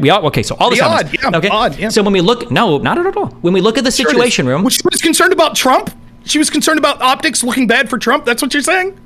No, she was concerned about Trump's misuse of the National Guard and optics of D.C. Yes. So that's different. What do you mean that's different? So she was concerned. Optics is different than concerned that he would misuse. Optics would be the optics argument. No, wait, hold on. I'm sorry, hold on. Wait, stop. That was the optics issue. Is that people were worried that the appearance of the National Guard there would be that Trump would misuse them to like steal the election or crazy shit like that. That was the optics argument. So you're sort of you're tangentially correct, but you're sort of missing the key details here. The argument of Trump deploying the National Guard and it being controversial in places like Kenosha, places like New York, and maybe he suggested Chaz, I don't remember that one specifically. The argument was that it would be a form of martial law because he would use his National Guard to crack down on legitimate protesters from the left. That was the argument, right? Sure, or at least the appearance of that happening. Yeah. Right. So now the argument is they share those same people that had those optical concerns are also concerned that Trump will deploy the National Guard that would then go against his supporters that were rioting. No. What? I don't understand what this argument is. What? Why would some lefty that was upset that he'd send his National Guard out to some church to crack the skulls of Black Lives Matter protesters? You're telling me. And also he'd send his National Guard out to crack the skulls of Trump supporters. I don't even know. I have no idea. I don't know what argument you're making right now. I have no idea what you're even saying. The argument is that they're not going to be optically concerned about Trump deploying his National Guard against his own protesters that are getting violent. They're not going to say, because their reason of why deploying the National Guard optically was bad was because they'll sort of use overwhelming violence to stop the protest. So why would left-wingers be upset? The same left-wingers that are saying this was an insurrection, why would they be optically upset? Because he deployed his National Guard to stop I don't know. rioters. Okay, hold on. You're involving. First of all, I don't know what left-wingers would think. That's not what I'm thinking of right now. I'm thinking of what the chief police Bowser said, and I'm thinking of what was said in the Situation Room. I don't know what left-wingers or whatever demons you're fighting right now. I don't know what they would say. I don't care what they would say. I have no concern. Okay? Trump actually talked to Miller, I think a few days beforehand, and said that, maybe you should have 10,000 National Guardsmen there to be with my people. Whatever. That's what Trump said before. He didn't make an official request, but he recommended it to him. He was like, we need 10 or 20,000 National Guard. Okay? That the people were concerned that having the National Guard, the military, in the Capitol around there, if they weren't needed, especially, would just look really bad. That the presence of the National Guard, they would give people this idea that there was like a military weird shit happening or whatever. So that's why people are trying to avoid it. This is supported by every feeling that we understand existed in the country prior to that. You acknowledge on all of these that, people felt like Trump... But real quick, if I can, what I'm saying is you're saying the reason is because of prior examples of the outrage that people had. Who were the people that were outraged when Trump suggested sending the National Guard? It doesn't matter if they would have been deployed there to fight Trump supporters or not. It was just the appearance of the National Guard at the Capitol building. That's what they didn't want. Again, the reasons you're saying, because this also, is the wait, stop saying that I'm saying this. That's what they all testified to, and that's what their announcements were. Don't just say I'm saying this. That's what they're saying. Okay, I'm relaying to you what they said under oath, but they testified to under. Right. And so when I talk about the reason that there were these complaints before, right, which is what you're saying, and you could say they said too, but they didn't say in the context of the conversation we're having. So it's still fair for me to say in this context, this is you saying this, right? What happened was the reason that there were these prior calls was from left-wing people, left-wing politicians. Remember, Tom Cotton wrote an op-ed in the New York Times, like on the day of like May 31st, that was like, look, these riots are getting out of hand. Maybe we should deploy the National Guard. And all of the writers at the New York Times were like, we resign, until they removed the article from Tom Cotton. It was left-wing Democrat politicians, left-wing media people that were upset about this. So the hurdle you have to overcome, if someone, say, at the FBI or someone within the chain of command is aware that there are people that are going to attempt to violently overthrow the government, and they're making you're looping, dude. You're looping. You're having a psychotic break with reality right now. I'm not having. You have to understand something. I understand. No, it's fine. It's fine. No. You're not. Hold on, because this is the same problem that Trump has when he says there's voter fraud. The problem wasn't there being voter fraud. It was there enough to change the outcome of the election? You keep repeating the same talking point that I swatted down 15 times. There's going to be people there that are trying to take over the government and blah blah blah blah blah. Okay. That doesn't matter. They thought that they had enough police to deal with it. The issue was all of the people coming for the election. And that's fine, Rob. That's fine, Rob. That's fine, Rob. That's fine that you believe that. That's fine that you believe that, Rob. You don't have a single person in your corner backing you up. And I've got sworn testimony and deposition from at least 10 different people that were in that situation room that all disagree with you. So I don't know what you want me to say. I don't know what you want me to say, Rob. If 10 people tell me that gravity doesn't exist and they all testify to it, that doesn't mean that they're wrong. Particularly when they're the people that are implicated in the wrongdoing in the first place. Okay. At best, you would say that all 10 of those people are... Just let me finish. You would say that all 10 of those people rightfully should be condemned and criticized because either through incompetence of the highest degree or through intentional malfeasance, they jeopardized the senators, they jeopardized our country because there was also almost a successful violent insurrection. Would you agree with that? I don't know what the principal failures were that day, but yeah, there should be people that are held accountable, of course. So these 10 people trying to protect their own ass say, oh, trust us, it was all just a mistake, and you're like, that's good enough for me. That's 10 Rob, people we live in the real world, Rob. 10 people all trying to cover their ass together in a room where everybody's listening. They can't really get away with lies that quickly because if they did, they'd probably get federally fucked for it, for perjuring themselves. Only in your world can... What do you mean? Every investigation and whatever, Kleinsmith got indicted. What do you mean? People are being called out at the FBI for fucking up all the time. You just said it for the FISA awards. It happened. For years, they denied. For example, when Devin Nunes came out with his memo saying that the opposition research paid for by Hillary Clinton was used to get the FISA warrant, the FBI and people that denied it, they said that they can't release it because it would jeopardize national security. They were wrong. They lied. So the idea that it's like, oh no, they never lied because again, but hold on, they told a lie. They told a lie. They told a lie. They told a lie that involved too many people. Oh, okay. Your argument's always you have no evidence for any of the claims you've made. So you haven't given evidence for a single claim. You can't tell me why Trump didn't stop anything. You said, well, because he's a baby. So you can't get evidence why Trump didn't stop it. You can't give me a single credible person making any of the claims that you're making. The only person you can cite is his son, who doesn't even make the claim that you're making, and he's not even under oath, and he won't even make a claim as much as you're making. You don't have a good reason. So I'm sorry. Wait, real quick. How is the FBI stopping the National Guard again? What was your explanation for that? Well, it wasn't just the National Guard, right? It wasn't just the FBI. There were other agencies that knew, and it has nothing to do. What other agencies knew and were stopping the National Guard? Let me finish. So first, if the FBI would have contacted, as was their normal procedure, Capital City Chief Sund, he said he absolutely would have taken the preparations to make sure there was adequate defense and adequate people to stop that from occurring. Okay. So that's how the FBI, it wasn't that they forced by gun Stephen Sund not to call the National Guard. Okay, but the FBI was part of this plot, but also the National Guard was part of the plot too, because why weren't they deployed immediately, Rob? Tell me, what is that? Why weren't they deployed immediately? The National Guard doesn't get to deploy themselves, so it's not like the people that were standing there were able to deploy themselves. The people that Sund was contacting were people in the chain of command that ultimately would answer to the Sergeant of Arms and Nancy Pelosi. He repeatedly called them over and over and over again and said, they're right fucking there. They're 2 blocks away. My people are getting overwhelmed. Why yeah, but unfortunately, Pelosi was also making calls to Trump, and this had already gone above the chain of command to Miller himself, and Miller was the one that wasn't making the call. So Pelosi and all of them, you have to immediately discredit. They don't have the authority to deploy the National Guard. Pelosi didn't have the authority to deploy. She was already calling, asking for help. So none of that makes any sense. None of that has anything to do with your argument. So I'm going to ask you again, why wasn't the National Guard deployed? What was delaying Miller so much? I don't know. I'm telling you who Sund himself is saying is calling this a Why chain the of fuck? command. Sund is a loser. Why the fuck do I care what he has to say? He's not the one that's in charge of deploying the National Guard. And these are statements that he's making to Tucker Carlson, not under oath in testimony before a committee. So I'm going to ask you one more time, why was Miller not deploying the National Guard immediately? Why didn't Miller do it? Or the people under Miller? I don't know why Miller didn't do it immediately. It could be because he also wanted it to get violent. I don't know. Okay, so Miller's part of the whole Department of Defense is also in on the conspiracy? What I do know is the guy that was tasked with defense that saw the National Guard 2 blocks away, that saw his people getting overwhelmed, repeatedly called over and over people in his chain of command that told him over and over, no, sorry, we can't send it because of optics, and we're waiting for confirmation on Bob. Whoever it was, whether it be Miller, whether it be the people that were under the sergeant at arms and things like that had the ability both beforehand and that day to deploy the National Guard, that was the go-ahead that Sund was waiting for. And what you can't get around is, your argument is that these agencies, groups of them, like let's say that the FBI was uninvolved in that conversation whatsoever. The FBI at that point knows, people in not just base agents, because they were informing their higher-ups, know that there was allegations that there was going to be a violent insurrection. They chose not to talk to the people targeted with defending the Capitol. Now at this point, once they see this occurring, they're not picking up the phone like, holy fuck, by the way, we forgot to tell you they're going to try to overthrow the government today. They didn't say that.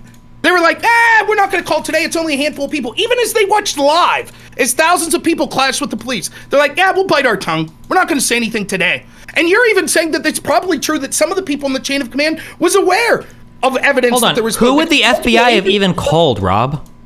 What's that? Who would the FBI have even called? They would probably call people like the sergeant at arms, people like this Capital City police chief. Okay, so all of those people were already waiting. All of those people were already waiting on a response from Miller, and Miller wasn't giving it. Why would the FBI calling any of these people change anything? Then maybe they would call Miller. Okay, so you think Miller, the Department of Defense head, is waiting on a call from the FBI to tell him that of the tens of thousands of people riding at the Capitol, 10 of them might be violent? That's what he's waiting for? No, I think that if I'm the FBI and for some reason I went outside of normal protocol, what is normal protocol when there's going to be a protest, and this time, unlike all the other times, I have evidence that there's going to be a violent attempt to overthrow the government. Okay. But for some reason, this one time, we decided not to tell the people tasked with security of the Capitol. Once I saw that it seemed to possibly be coming to fruition, and it wasn't just 8 or 9 people like you're claiming they suspected, but now there are thousands of people attacking. I've been doing my damnedest. Wait, nothing is coming to fruition here. Had here. A position to try to defend the Capitol, saying, my God, we have evidence that this is an attack on Mike Pence. We have evidence that this is going to be an attack. That's what I would have done if there's no evidence they made any of those calls. Okay. None.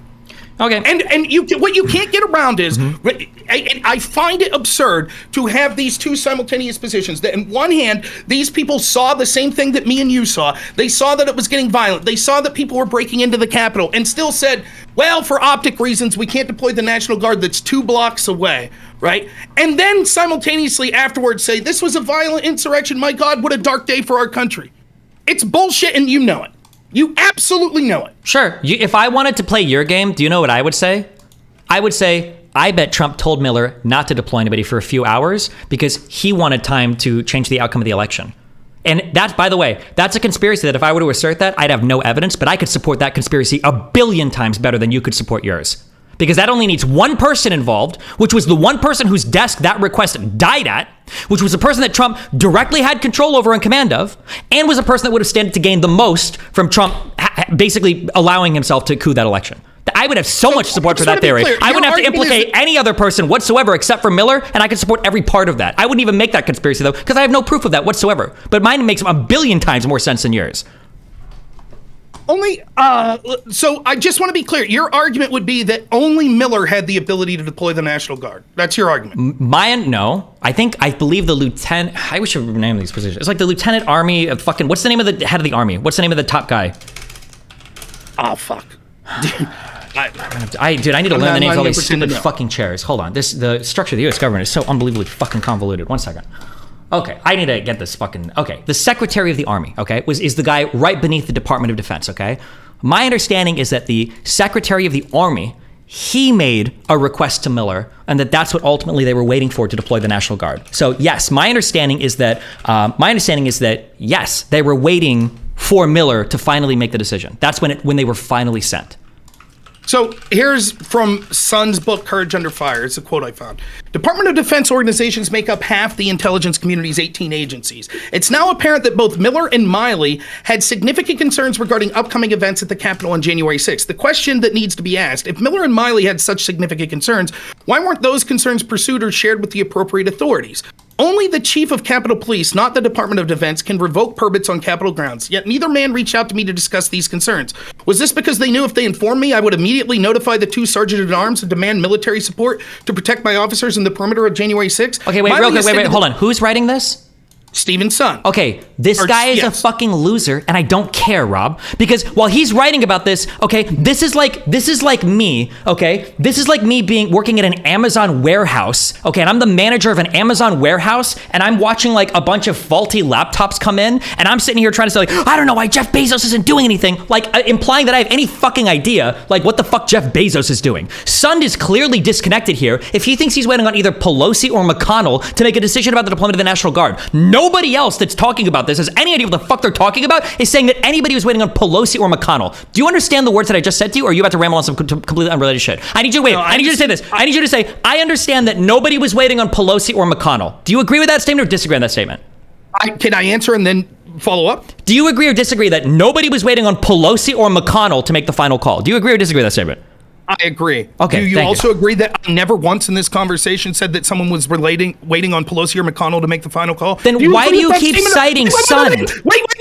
Do you agree with that statement or not? Do you agree that nowhere in this entire conversation did I ever utter the words that someone was waiting for the call from Pelosi or McConnell to deploy the National? You said that Pelosi blocked it. You were saying Pelosi blocked it. I generously answered you when you demanded an answer. So a yes or no, please. Yes, you said Pelosi blocked it. Yes, you said they're waiting on she blocked it. I want you to find me the timestamp when I said that people were waiting on a phone call from Nancy Pelosi or Mitch McConnell. Wait, did you say that Pelosi blocked it or no? No, I said people in the chain of command under Nancy Pelosi were recalled repeatedly, and they were saying for optic reasons and things like that they couldn't deploy the National Guard. That's what I said. Did you use the word? Did you use the word stalling?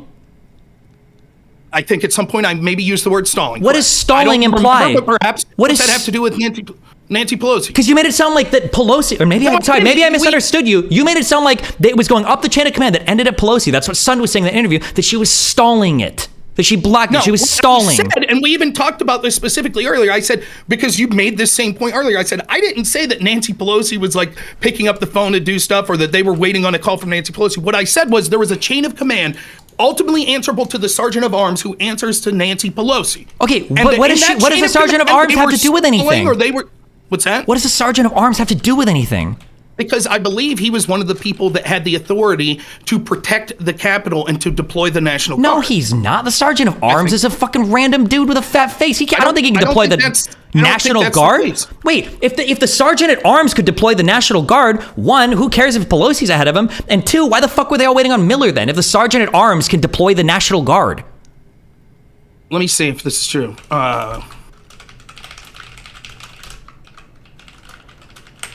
My understanding is I don't even know if Pelosi can deploy the National Guard. I thought that was something. It went Trump, it went the Department of Defense head, and then it went the Secretary of the Army. I thought those were the three people that had the delegated powers to only do it. That's why that was the chain of command that it moved up towards. And then I think there's like a bunch of other like defense seats or in cabinet bullshit or whatever. My understanding, the reason that you jumped the gun and are saying, why'd you say McConnell and Pelosi? Because you've heard people say McConnell and Pelosi. No, because Sun said that in the interview that you pointed me towards. He said it went up the chain of command that ended at McConnell and Pelosi. And then Tucker Carlson, wow, so both McConnell and Pelosi weren't doing anything? He's like, well, I don't know. It seems like they weren't taking actions on it because it kept dying up the chain of command. And Tucker was like, chain of command? You mean Pelosi and McConnell? Was like, yeah, that's what Sun was saying in that interview that you cited, that I went and watched. So what I'm going to say is I will admit, I will reach out to you and admit, and you could send my direct quote or I'll do it on Twitter publicly, that I'm wrong if there's Sergeant at Arms doesn't have any capabilities to deploy the National Guard or anything like that. Well, hold on. Wait. Let's just think about it.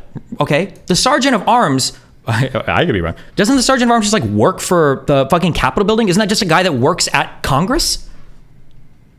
No, I think the Sergeant at Arms, there's one of the House and in the Senate. Yeah. And I think both of them are tasked with security of the senators and the Congress. I agree, yes. But they're not part of the military. No, I don't believe so. The National Guard is the military. That's the military. That's why it has to come from Trump or down the DOD chains or whatever. That's why Miller, Trump, the Secretary of the Army have to deploy it. So I'm telling you from what I heard from Sund, right? That was my impression that he was reaching out to people in the chain of command that were under Nancy Pelosi and was waiting for their calls. I could be wrong. And Sund even went above that because he said he made 32 different calls and nobody was like helping him. Yeah. That's right. It's sort of irrelevant. I've never said Nancy Pelosi made a call, and it's sort of irrelevant to actually what I'm saying anyways. There were people involved in that chain of command that saw that there was what they thought was a violent insurrection occurring, knew that the National Guard that could have protected the Capitol was 2 blocks away, and said, sorry, we can't send them. No, hold on. Wait. To be clear, everybody was calling. Pence was calling. Pelosi was calling. McCarthy called Trump. I go and find a list of all the people that were a whole bunch. Show me when the calls happen. Okay.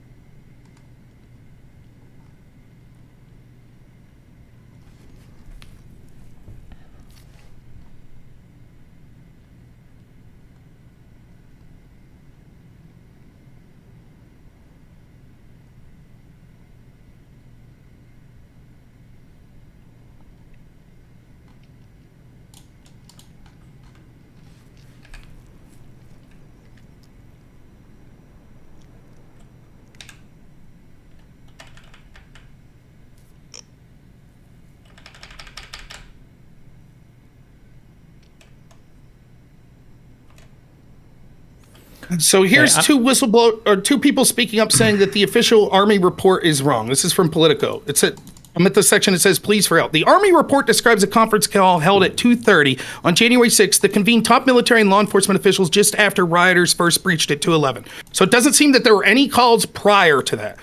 Once they broke into the Capitol, everyone, the Democrats, the FBI got what they wanted. At that point, they don't want, as I said, senators to be killed or anything like that. When it was leading up, is there any evidence that there were calls from Nancy Pelosi and others before people got into the Capitol saying we need more security?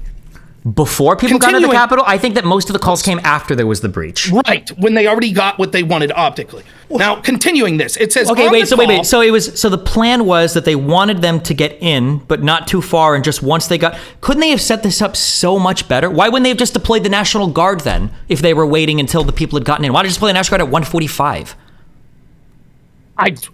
It's a great question. There was still people in the chain of command that were refusing to deploy the National Guard when the guy... They just didn't get the FBI corrupt memo? When the guy you said was an idiot, Stephen Sund, was calling for help, but you just don't believe him for some reason. He's just an idiot. Wait, hold on, wait, don't believe it. Hold on. I believe that he was calling for help, of course. Yeah, okay. A lot of people were calling for help, yes. Let's continue. So the Army leaders meet at 2:11. Or 2:30, after people had been in the Capitol. On the call, then Capitol Police Chief Stephen Sund pleaded for the Army to send in the Guard, Sund told lawmakers. But the two most senior Army generals who spoke on the call, Pyatt and Flynn, raised concerns about how it would look for soldiers to be at the Capitol. Yes. During the 2:30 call, I made an urgent request for immediate National Guard support, Sund wrote. Lieutenant General Walter Pyatt said, I don't like the visual of the National Guard standing aligned with the Capitol in the background. Would much rather relieve USCP officers from other posts. Yes. The Army report says the Capitol police officials failed to clearly articulate what they needed from the Guard, which slowed down the response. Quote, the inability of law enforcement officials to clearly communicate the task for the Guard's response further delayed planning and executing a faster response from the National Guard. That assertion is contradicted by Sund's congressional testimony and Matthews' memo to the January 6th committee. Matthews is probably an asshole too. You probably don't like him. Sund wanted as many riot-equipped personnel as possible to get to the Capitol and help reestablish a security perimeter around the outside of the building, according to Matthews. Before the attack had even started, Sund had chosen a specific location where those soldiers could meet up with police officers. Sund knew exactly what the mission was because he wanted the National Guard personnel to perform.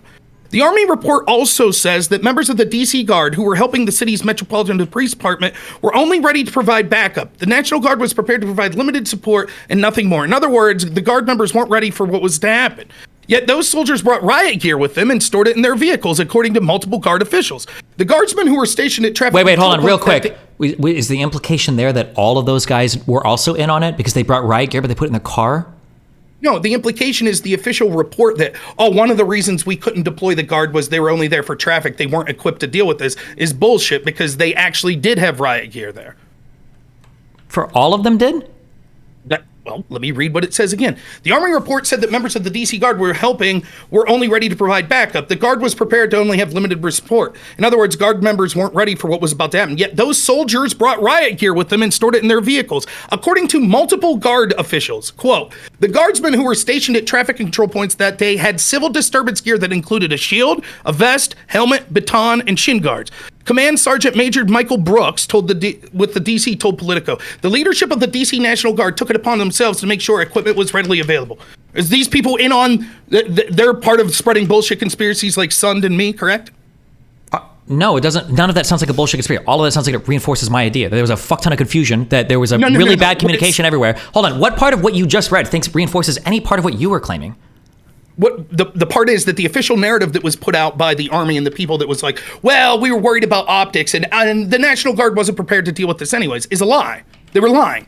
And people have spoken up and said that's not true. Hold on. That they weren't, when they said they weren't prepared to deal with it, do you mean as in like their people weren't like ready to go or whatever? Or that like they didn't have like the process in place to request the Guard and deploy them? Because my understanding is, and I could be wrong, my understanding is that once Miller approved the request, shit was there immediately. So it'd be weird if they said that, oh yeah, no, we weren't ready to go at all, blah, blah, blah, blah, blah, rather than they didn't have the people stationed where they needed to be like ready to deploy with the bureaucratic bullshit in place to do it. That was my understanding of it. But so can we find that original thing that the original statement that was put out that was saying that what, all the Army National Guard were sleeping or whatever? Or what is the original statement? The only thing this Political article says, the quote is, the DC National Guard was prepared to provide the limited support requested by the DC Mayor's Homeland Security and Emergency Management Agency and nothing more. Okay. Then the Political article opines. In other words, the Guard members weren't ready for what was about to happen. Yet those soldiers brought riot gear with them and stored them in their officials. My understanding is when they said they weren't ready for what was about to happen, it's that they didn't have the number of people there, and they didn't have the plans or procedures in place to do like a full-scale intervention at the Capitol. Not that they didn't happen to have riot gear in their car. No, what it seems that the Army was trying to say is these people weren't equipped to deal with rioters because they were only there to deal with traffic. And the idea that they weren't mentally in the correct state or they didn't know the exact numbers of people is absurd. Again, what we're talking about in real time is a fear that violent people are about to overthrow the government. And to say there are military trained personnel that are standing there, but they're just not in the right headspace to intervene. You understand? So I'm sorry. It's not about, I don't know why you're taking the most ridiculously stupid faith interpretation of what I'm saying. I'm not saying they weren't in the right headspace or they didn't listen to fucking Meteora, the album, enough to get like hyped up to go. It was the fact that there were like a couple hundred of them, if that, deployed for traffic, and they didn't have like the deployment opportunities in place to like mobilize and control tens of thousands of people. So this guy Matthews continues, quote, he said the Guardsmen who were already on duty were trained in civil disturbance response, had already familiarization with Washington, D.C., were properly kitted, and were delayed only because of inaction and inertia by the Pentagon. So that seems to, at least he's disputing your claim that's like, well, they didn't know exactly how many people there were. And hold on, wait, no, that just supports exactly what I said. That the only thing they were waiting for was the DOD to make the order. Everybody was waiting for Miller. Right, and the Army's official response was they were only there to deal with traffic stuff. That's right? What they were there to deal with initially, yes. Right, and so they're using that as an excuse. There's a report that's given by the Army, like what was up with the inaction that day, and so they're giving excuses. Okay, I'm sorry. I'll explain. I'm sorry. You're not going to listen to anything that I'm saying, but that's fine. You're way off in Robland. I'll explain to you, like in very clear language, what they're obviously saying. It's like very obvious. What they're saying is that we were not ready to deal with what happened on that day. What that means is that there was what? That is not what they're saying. They're asking the testimony that they're giving, the report they wrote was asking the question, why was the National Guard delayed? And so they're giving reasons why the National Guard was delayed. And one they say is, well, we were concerned about optics. Okay, and yes, hold on. Stop. I'm sorry, I need to finish. You're not even like engaging. Yeah. Yes, you're just repeating what I'm saying. No, you're repeating what I'm saying. What I'm saying is that the Army said initially, or whoever was communicating for the National Guard here says that on that day, we were not ready to deploy to defend the White House, to defend the Capitol building at that scale. What they had been deployed was with an incredibly narrow and specific mission to monitor traffic. That's it. And that if they needed to call the National Guard to the Capitol, they had put up way too many stupid checks and balances and bureaucratic red tape in order to deploy them effectively.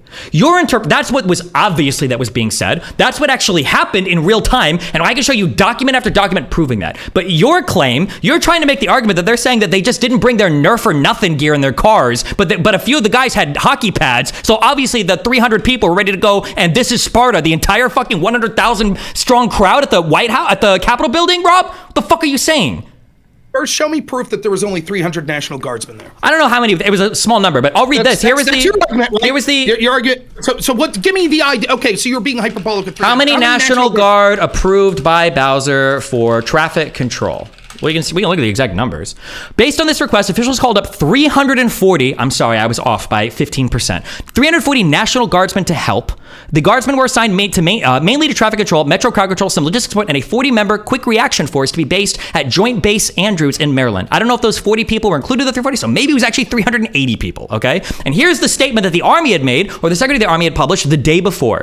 Dear General Walker, this response to your letter dated January 1st, 2021, recommending approval of the request of Mr. Christopher Rodriguez, Director of District of Columbia, Homeland Security and Emergency, blah, blah, blah, on behalf of the District of Columbia and Fire, blah, blah, blah, and DC Metropolitan Police, blah, blah, blah, requesting the District of Columbia National Guard, 33rd Civil Support Team, and Traffic Management and Crowd Control for planned demonstrations at DC from the 5th through 7th of January 2021. Support the civil authorities of the District of Columbia. They requested that the DC-NC CST conduct the following tasks upon request for each event. 1. Chemical, biological, radiological, and nuclear monitoring hazardous material.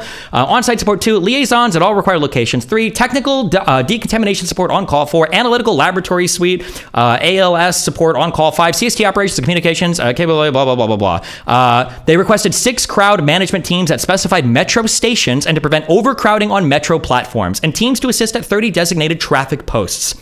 Your mission analysis determined that the DCNG could provide all the requested support. I approve the DCNG to support the MPD with 340 total personnel. That includes 90 traffic control points, 24 metro station buses, 20 CST support, 40 quick reaction support, 52 internal C2, which is command and control and support. DCNG are not authorized to perform any additional tasks or duties not authorized in this memorandum. In addition, without my personal authorization, the DCNG is not authorized the following: to be issued weapons, ammunitions, bayonets, and batons. B, to interact physically with protesters except when necessary in self-defense or defense of others consistent with the DCNG rules for the use of force other than those who pose an immediate threat of physical harm to federal personnel or destruction of federal facilities. C, to employ any riot control agents. D, to share equipment with law enforcement agencies. E, to use intelligence, surveillance, and recon assets or to conduct ISR or incident law. F, to employ helicopters or any other air assets. G, to conduct seizures, blah, blah, blah, blah, blah. Okay. Who wrote that? What? Who wrote that? This was the statement that went out the day prior. By who, though? It says they can't do this without my approval. Who is the my? Major General William J. Walker, Commanding General, District of Columbia National Guard. Wait. Okay. Dear General Walker. Wait, hold on. I wonder if this was the CF Office of Secretary of Defense, Chief National. Oh, fuck. Oh, Ryan.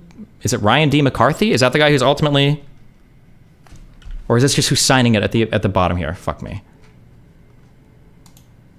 Dear General Walker, this response to your letter. Wait, is this? Who's the one? Okay.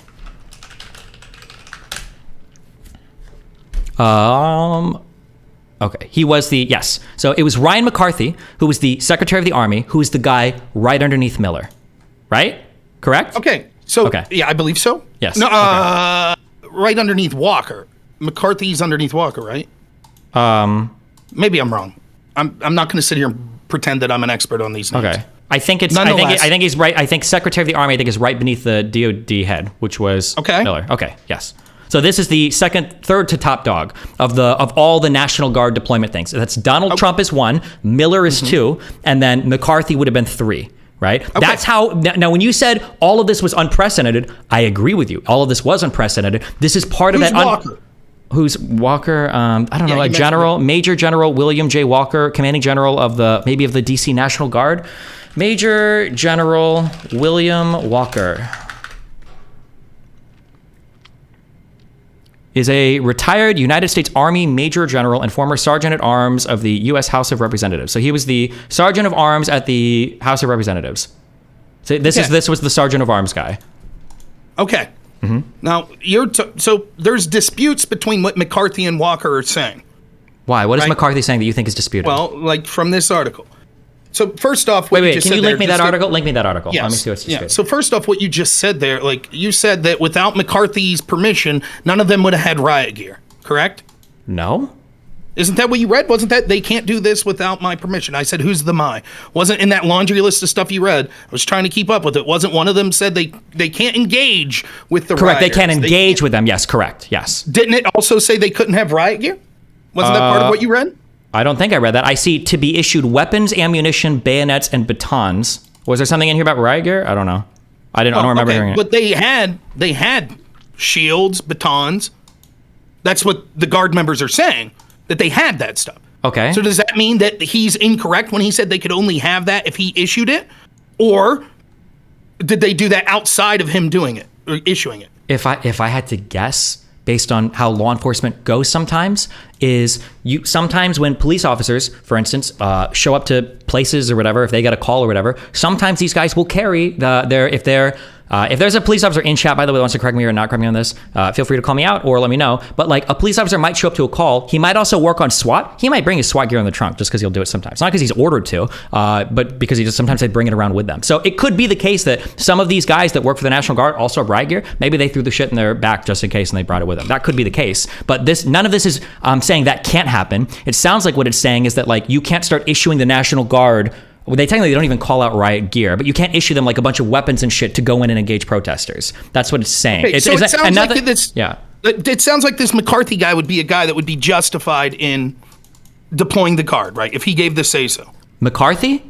Yes. Well, I think technically he can, but he was waiting for a Miller to approve it. I don't know why. Here's from the Politico article. It says, the Army report describes multiple exchanges between top Pentagon officials and Walker about the Guard's response to the riot. For example, the report says at 2:25 p.m., McCarthy asked Walker how quickly the Guard's quick response force would respond. Walker said it would be ready to go in 20 minutes. Walker told Politico that conversation never happened. He also said two other January 6 exchanges the Army report cites between him and McCarthy at 3 and 4:35 never occurred. The call didn't happen, he alleges. I would never have to prepare guardsmen to move. I would order them to move. They already had the equipment. Hold on. Can you show me that or link me this? Yeah, I sent you that. I think I sent you that article. It's under the section, they already had the equipment is the highlight, right below a picture. Okay, so again... Well, don't sell again, because you don't even understand half the shit that you send me sometimes. Okay, I do understand. Which part are we looking at? I've at least listened to interviews with people like Sun that talked about the problems of this and how the official report's contradicted by things he was saying and others were saying. Sun hasn't contradicted a single thing of the official report yet. I'm sorry, wait, what was one thing that you said he contradicted? Well, he talks about like the time frame of the calls he was making and things like that were disputed by, what the official reports were saying. I don't remember that. Well, go back and watch the interview with Tucker, I guess. I did. You had me look at the interview with Tucker. The most he said was, it seems like something weird was going on here. I don't remember him contradicting any of that. You didn't watch 50 Minutes bullshit. No, I didn't. No, I didn't watch the whole thing. I watched like 5 minutes of it. But wait, you were watching for his conclusion. Is what wait. How could? Well, no, I was trying to find the part you were talking about. But hold on. If Sund literally said that, why didn't he testify that on the J6 committee? He did. He said. Wait, so he contradicted some testimony in the J6 committee that never showed up here? That's a really big claim. If I remember correctly, maybe I'm misremembering. I remember him saying that he had to fight tooth and nail because he wasn't even initially invited by the January 6th committee. And that's a separate. No, that's a separate claim. You just said that he gave testimony that was contradictory to the J6 committee, and they dumped it. Right. So what I do is I'll have like a period or a comma, and I'm about to finish the point. Yeah, because you always like load it with another irrelevant thing, like, oh, they didn't even want to interview him initially. That's not part of what your claim was. He said one of the reasons he wanted to testify was he disagreed with many of the conclusions of the facts of the day that were already presented. That's why he felt it was important to testify, to get his version of the events out there. Okay, I didn't hear anything that he said that contradicted the J6 committee, but you still haven't given me anything, but okay. The reason I bring this up is all these claims of, well, these people were making calls and they were making calls and they wanted the National Guard.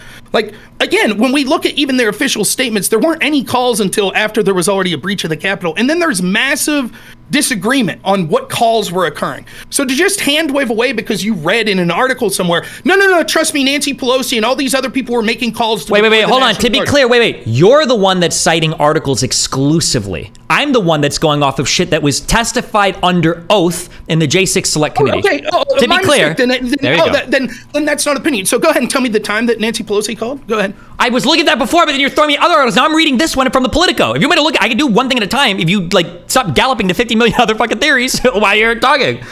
Now I'm reading this article that you sent me from the Politico. If somebody else wants to look in the J6 committee for the times that Pelosi was making calls, feel free to do it. And I can go and I can look at the page number, but. Because you don't know of any of this, by the way. Like, the onus is on me to find every single time for all of us. And by the way, it's funny that you're asking me for this, because even if I give it to you, notice that every time you ask me to provide evidence and I source my claims, it doesn't even change any of your arguments anyway. Literally nothing changes. Like, for instance, the fact that you just found out the Sergeant at Arms can't call the National Guard, and you were relying on that whole, chain of custody or that chain of command thing earlier, you just dumped that whole fucking argument when you realize that guy can't even fucking call in the National Guard. So, even when I'm finding the evidence for you, none of your arguments are even changing, Rob. You're literally unresponsive to evidence, to any evidence whatsoever, just like Donald Trump with the false election claims. So now I'm reading this political argument to see this thing here, but it's actually the exact opposite. I'm willing to actually listen to you if you say something that contradicts what I think is the truth. So, for example, when you said the Sergeant at Arms doesn't have the ability to deploy the National Guard, I said, oh, that might be true. Okay, I thought that he did, but that might be true. But then, I'm not saying I concede that point. I'm just taking your non-evidenced claim of that. That's fine, right? To proceed with the argument that we're going down. Then you said that Sergeant at Arms is Walker, right? Is that the Sergeant at Arms? That's who you said it was. If that was who was on that report, yes. Yeah. Why is he so involved intricately in these phone calls with the guy from the National Guard then that you said has the ability to deploy them? Because Walker... If he's just a totally irrelevant figure... Hold on. Sorry. When I say something like, I don't like ham sandwiches, and then you say, stop, hold on. When I say, I don't like ham sandwiches, and you're like, oh, well, what about chicken right? And it's like, oh, I think I'd eat chicken. And you're like, well, why are you saying ham's not even a food? I never said that Walker was an entirely irrelevant figure. Walker, it was, if he's the Sergeant at Arms, Walker would be like the head of the Defense of Congress. But that doesn't give him the authority to call the National Guard, and that doesn't make him part of the military. But I don't even, okay, yeah, go ahead. Walker was the head of the National Guard. He became Sergeant at Arms later on, after January 6th. Oh, that so helps. Walker is the head of the National Guard. Wait, why would he fucking leave? Okay, so if Walker is the head of the National Guard here, is he answering then to the lieutenant of the fucking army then? I don't know. There's other, again, I didn't read all of these articles. I'm looking as we're talking, which is one of the reasons I like talking to you, because I learn more about it. But I do trust Sund when he says... Does that change any of your argument then? If you thought that Walker was a Sergeant at Arms and now you see he's the head of the National Guard, does that change any of your... Well, no, because we were already operating under the assumption the Sergeant at Arms didn't have the ability to deploy the National Guard. But wasn't that who Sund was complaining about? Wasn't calling the National Guard? Sund was complaining that through the chain of command of the people he was talking to, that he wasn't getting appropriate responses. Yeah, but the chain of command was up through Congress. It wasn't the National Guard. Again, it seems as if Walker himself was complaining about the chain of command as well. Okay, if Walker was complaining about the chain of command, then he's literally complaining about 3 people. He's only complaining about McCarthy, would have been the Army guy, Miller, who would have been the DOD head, the next person up, and then Donald Trump. Those are the only 3 possible people then that Walker could have been complaining about, right? Okay, so can I read some of this article from CNN? Okay. Right? Just see what it says. I'm reading it with you. That seems to be germane to what we're talking about. Former D.C. National Guard commander meets with January 6th committee. William Walker was the top commander for D.C.'s National Guard and responsible troop deployment in support of law enforcement overwhelmed on January 6th.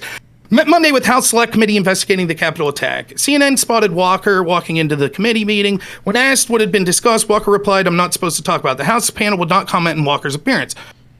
Walker made waves in March during his testimony to a Senate panel investigating the insurrection. Walker told senators that even though he did not need Pentagon authority to mobilize troops to respond to the protests that summer, a memo on January 5th instructed him to seek approval from the Secretaries of the Army and Defense before preparing troops to respond to civil disturbance.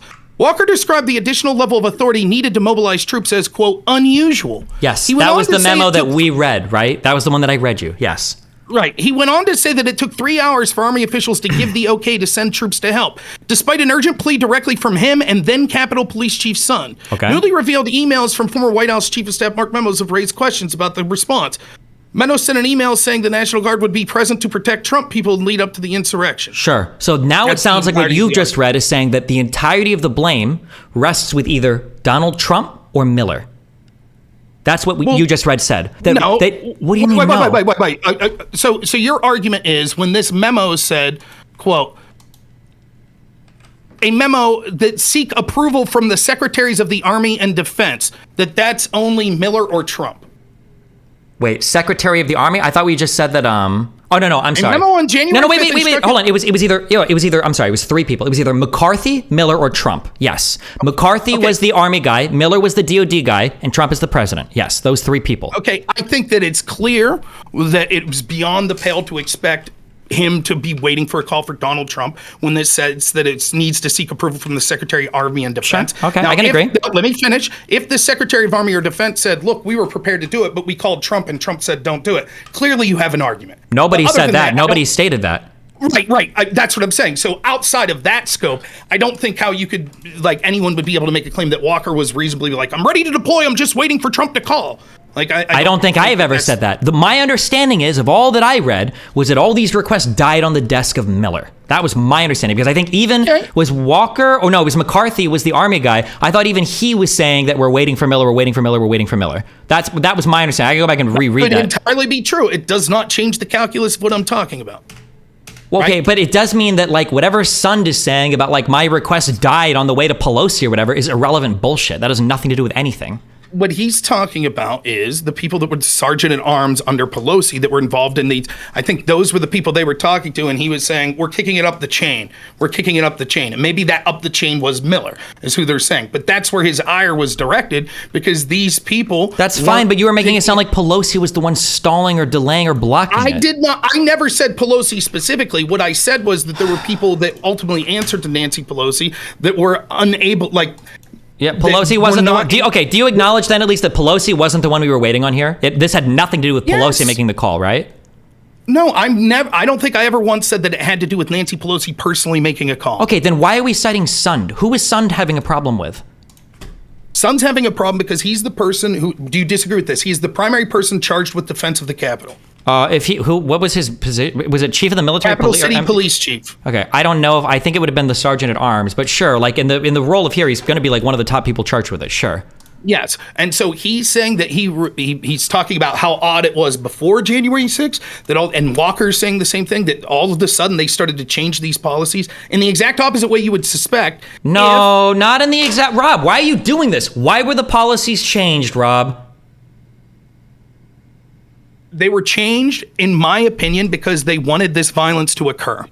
Okay, and you have no evidence for that, but everybody else bought the explanation that because of the optics, that you already agree that all those things happened. You have no evidence for that statement, and I've got plenty to back up that everybody was saying that it was an optics problem. We get it. Yeah. Okay. When I say changed in the opposite direction you would expect, let's say that there is a. I know you're going to repeat. There's a plan to kill Vice President Pence, and there's going to be a rally right nearby with 100,000 people. I'm looping. We're looping. I feel like I'm talking to BX Bullet again. Let me do a little Destiny impression here, right? Let me make your argument for you. Rob's so ridiculous. He thinks if there's regular protests where there's no evidence or intelligence suggesting murdering the vice president or violently overthrowing the government, that if that's done with increased levels of security, then all of a sudden there's an attempted insurrection about to occur that all these agencies believes is going to occur, and they decide to have more laxed security. They change their policies to be different this time, and the one time you think it would be harder security because, oh my God, there's an imminent attack on our country, instead they go the opposite direction. Instead they're like, nah, we're not going to communicate, and we're going to make it harder for the National Guard to intervene and all this shit. That's the argument that you want me to believe. And the reason is one word: optics. Because of optics. So they jeopardized the life of Mike Pence and the members of Senate when they, for once, they actually had credible intelligence. They thought there was going to be an attack on the country.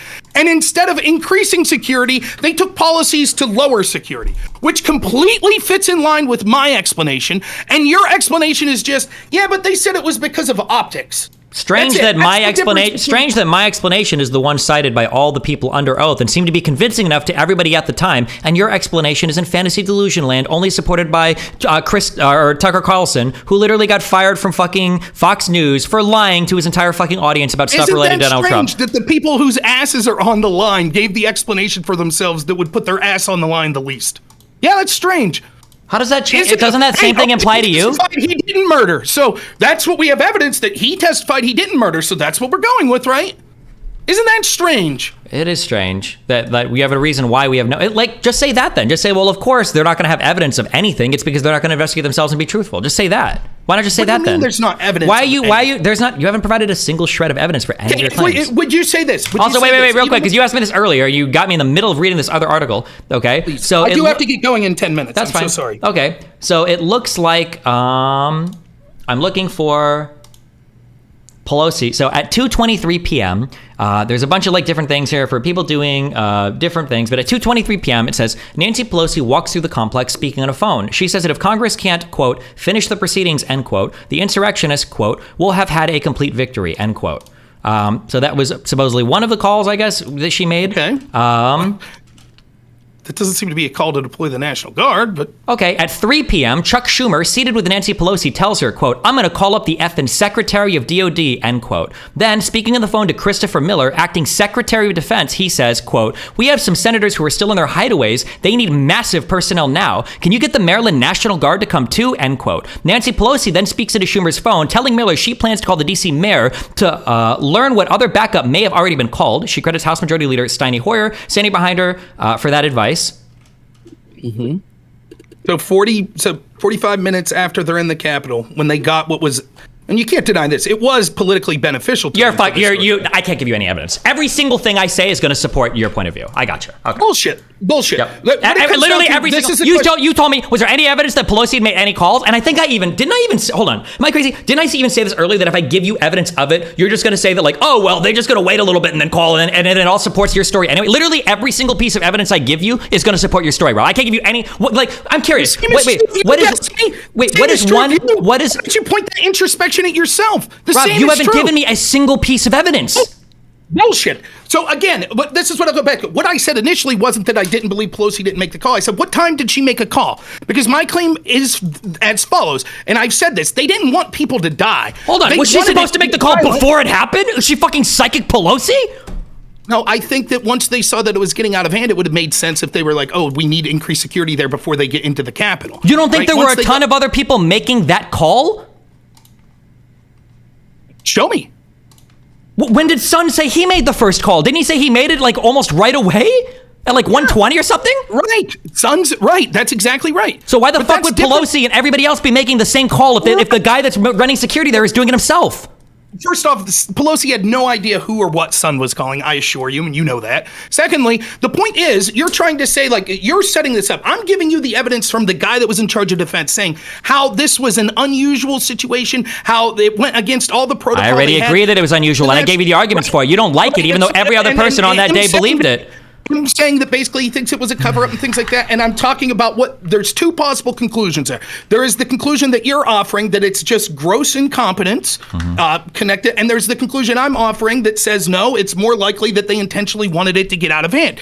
Would you agree, when you keep saying there's no evidence, that if we are people that are looking from the outside, neither me or you, at least me for sure, I don't think you have any special connections where you're able to see special evidence or, involved in the legal field that was investigating January 6th. We're just looking at evidence that's publicly available to us, correct? Yep. And we're trying to draw what is the most likely conclusion based on the evidence we see. Yep. Okay, so when you keep saying there's no evidence, it's really simple. I will steelman your position again. Your position is as follows. The FBI was aware that, and other agencies, I think you'll agree, that's what's been testified to, that other agencies in the FBI were aware that there was going to be some amount of people, we'll call it a small amount of people, that were going to be involved in a violent attempt to overthrow the government. They were also aware that there was going to be a massive rally with potentially hundreds of thousands of people that was happening elsewhere in D.C., right? They changed, this isn't part of your argument, but I don't think you dispute this. They changed the way their policies traditionally happen and chose not to share that intelligence with Stephen's son. And your belief is the reason they did that was because they thought it was just a handful of people and it wasn't worth it. Then January 6th occurs and the people start going and it starts getting violent. The National Guard's right there. Stephen's son's begging, please, please, please send me National Guard people. My people are being beaten up. We need to protect the Capitol. He's calling a chain of command and he's being repeatedly told, well, we can't do this for optics. And your argument is that's what you believe, that these people testified to that. And the reason was they were confused of the on-the-ground situation and they were afraid it would make them look bad for the National Guard to be deployed at the Capitol because potentially it could look like Trump mobilizing the military or something. Is that a fair summation of your argument? Yeah, close enough. Yeah.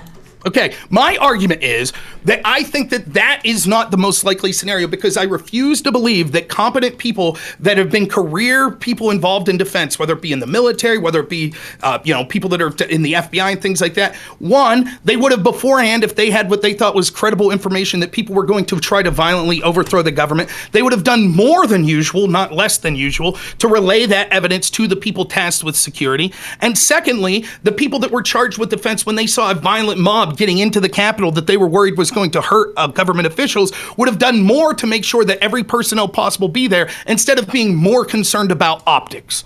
I refuse to believe that they said, well, we think that these people might get in and they may literally hurt members of Congress, but we're more concerned about optics. I think that that would require such a level of incompetence and stupidity of these officials that it beggars belief that that could be the case. And I think my explanation is much more plausible. Gotcha. So what's your reason why Miller didn't just order the National Guard to deploy earlier? Probably, if it was Miller that made the ultimate decision, it's probably because he, like the other people I talked about, wanted the violence to get out of hand temporarily. Gotcha. And where's your evidence for that claim? My evidence is that there are two competing interpretations, the only two we could come up with. One, that you think that he was grossly incompetent and valued optics over the lives of senators, and me saying the only possible other explanation is they wanted to wait for it to get out of hand before they provided defense because it benefited them politically in some way. Gotcha. And Miller was the acting DOD head appointed by Donald Trump, right? I believe he was appointed by Trump. That's irrelevant. Gotcha. So was Bill Barr. So was fucking, what's his name, mustache guy, John Bolton. Like, yeah, Trump appointed really shitty people. No, cool. Not shitty people. He appointed all these people that were also that were involved in basically trying to launch the largest conspiracy of all of U.S. history against a group of U.S. citizens. You agree with that as well? What you're alleging here is the largest, most coordinated conspiracy that's happening against U.S. citizens in the history of the United States as well, right? We already went through that, and you had no response to that. It wouldn't require thousands of people. It would only require I'm not even saying, I won't even say 1,000 people, but what you're alleging, okay, because what you're alleging is that the FBI, the DOD, and possibly parts of Congress and other intelligence are coordinating to instigate a riot to make a presidential candidate that is the second most votes of any presidential candidate in the history of the United States to make all of those people look like crazy rioters. You're alleging that conspiracy is happening. That would be the largest conspiracy concocted against American citizens in U.S. history. You're alleging that happened. No, I don't agree. So when you say largest, you mean just that it would have caught up the most amount of people? It's like it would have been the most sensational, like egregious story ever that that so many people in our own government were trying to gaslight and instigate friendly Americans into a riot in the Capitol building while the election was being certified right next to the vice president and members of Congress. That would be the most scandalous conspiracy in the history of the United States. Yeah, I would agree with scandalous. I don't think... Most scandalous. Listen, I don't... Yeah, I mean, arguably the Russiagate shit and stuff like that's right up there. But the constant efforts to go after Trump and Trump-connected people, sure, you could lump them all together. No, I'm not lumping them all together. I'm saying that this on its own would be the most sensational one. This on its own is the most sensational conspiracy that's ever been concocted against a group of U.S. citizens, okay, and you have zero hard evidence for it. That's your theory. That's not true. What was the most sensational before this? Do you have a guess?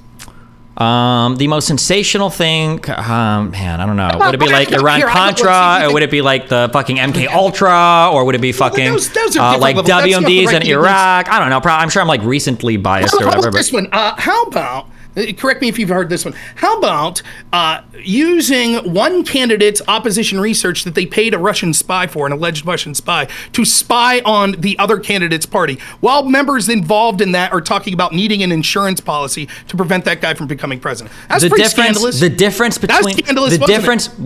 between that, Rob, is that you'll never admit this because you're bad faith. Okay, but the difference between that is that there are a lot of people along that chain who could have feasibly thought that something was weird and was going on, and were acting with some political bias, but like as well as they thought they could. In your story, these people are knowingly turning Americans against each other, instigating a violent riot insurrection so that they could knowingly concoct violence against American citizens to make all of them look like crazy rioters. No, what you're alleging here is 1,000 times more severe than even if Russiagate was completely fake and fabricated from the start. It's not, and like we could see that they've done similar things, right? Like, for example, the Gretchen Whitmer kidnapping hoax. Yep, you want to jump to something else? Okay. They've also done it with. They also did it post 9/11 with Muslim America. Yep. If you ever come across like a single shred of evidence supporting any of this, I'd be curious to hear it. Hopefully, there's a select committee investigation or something until then. But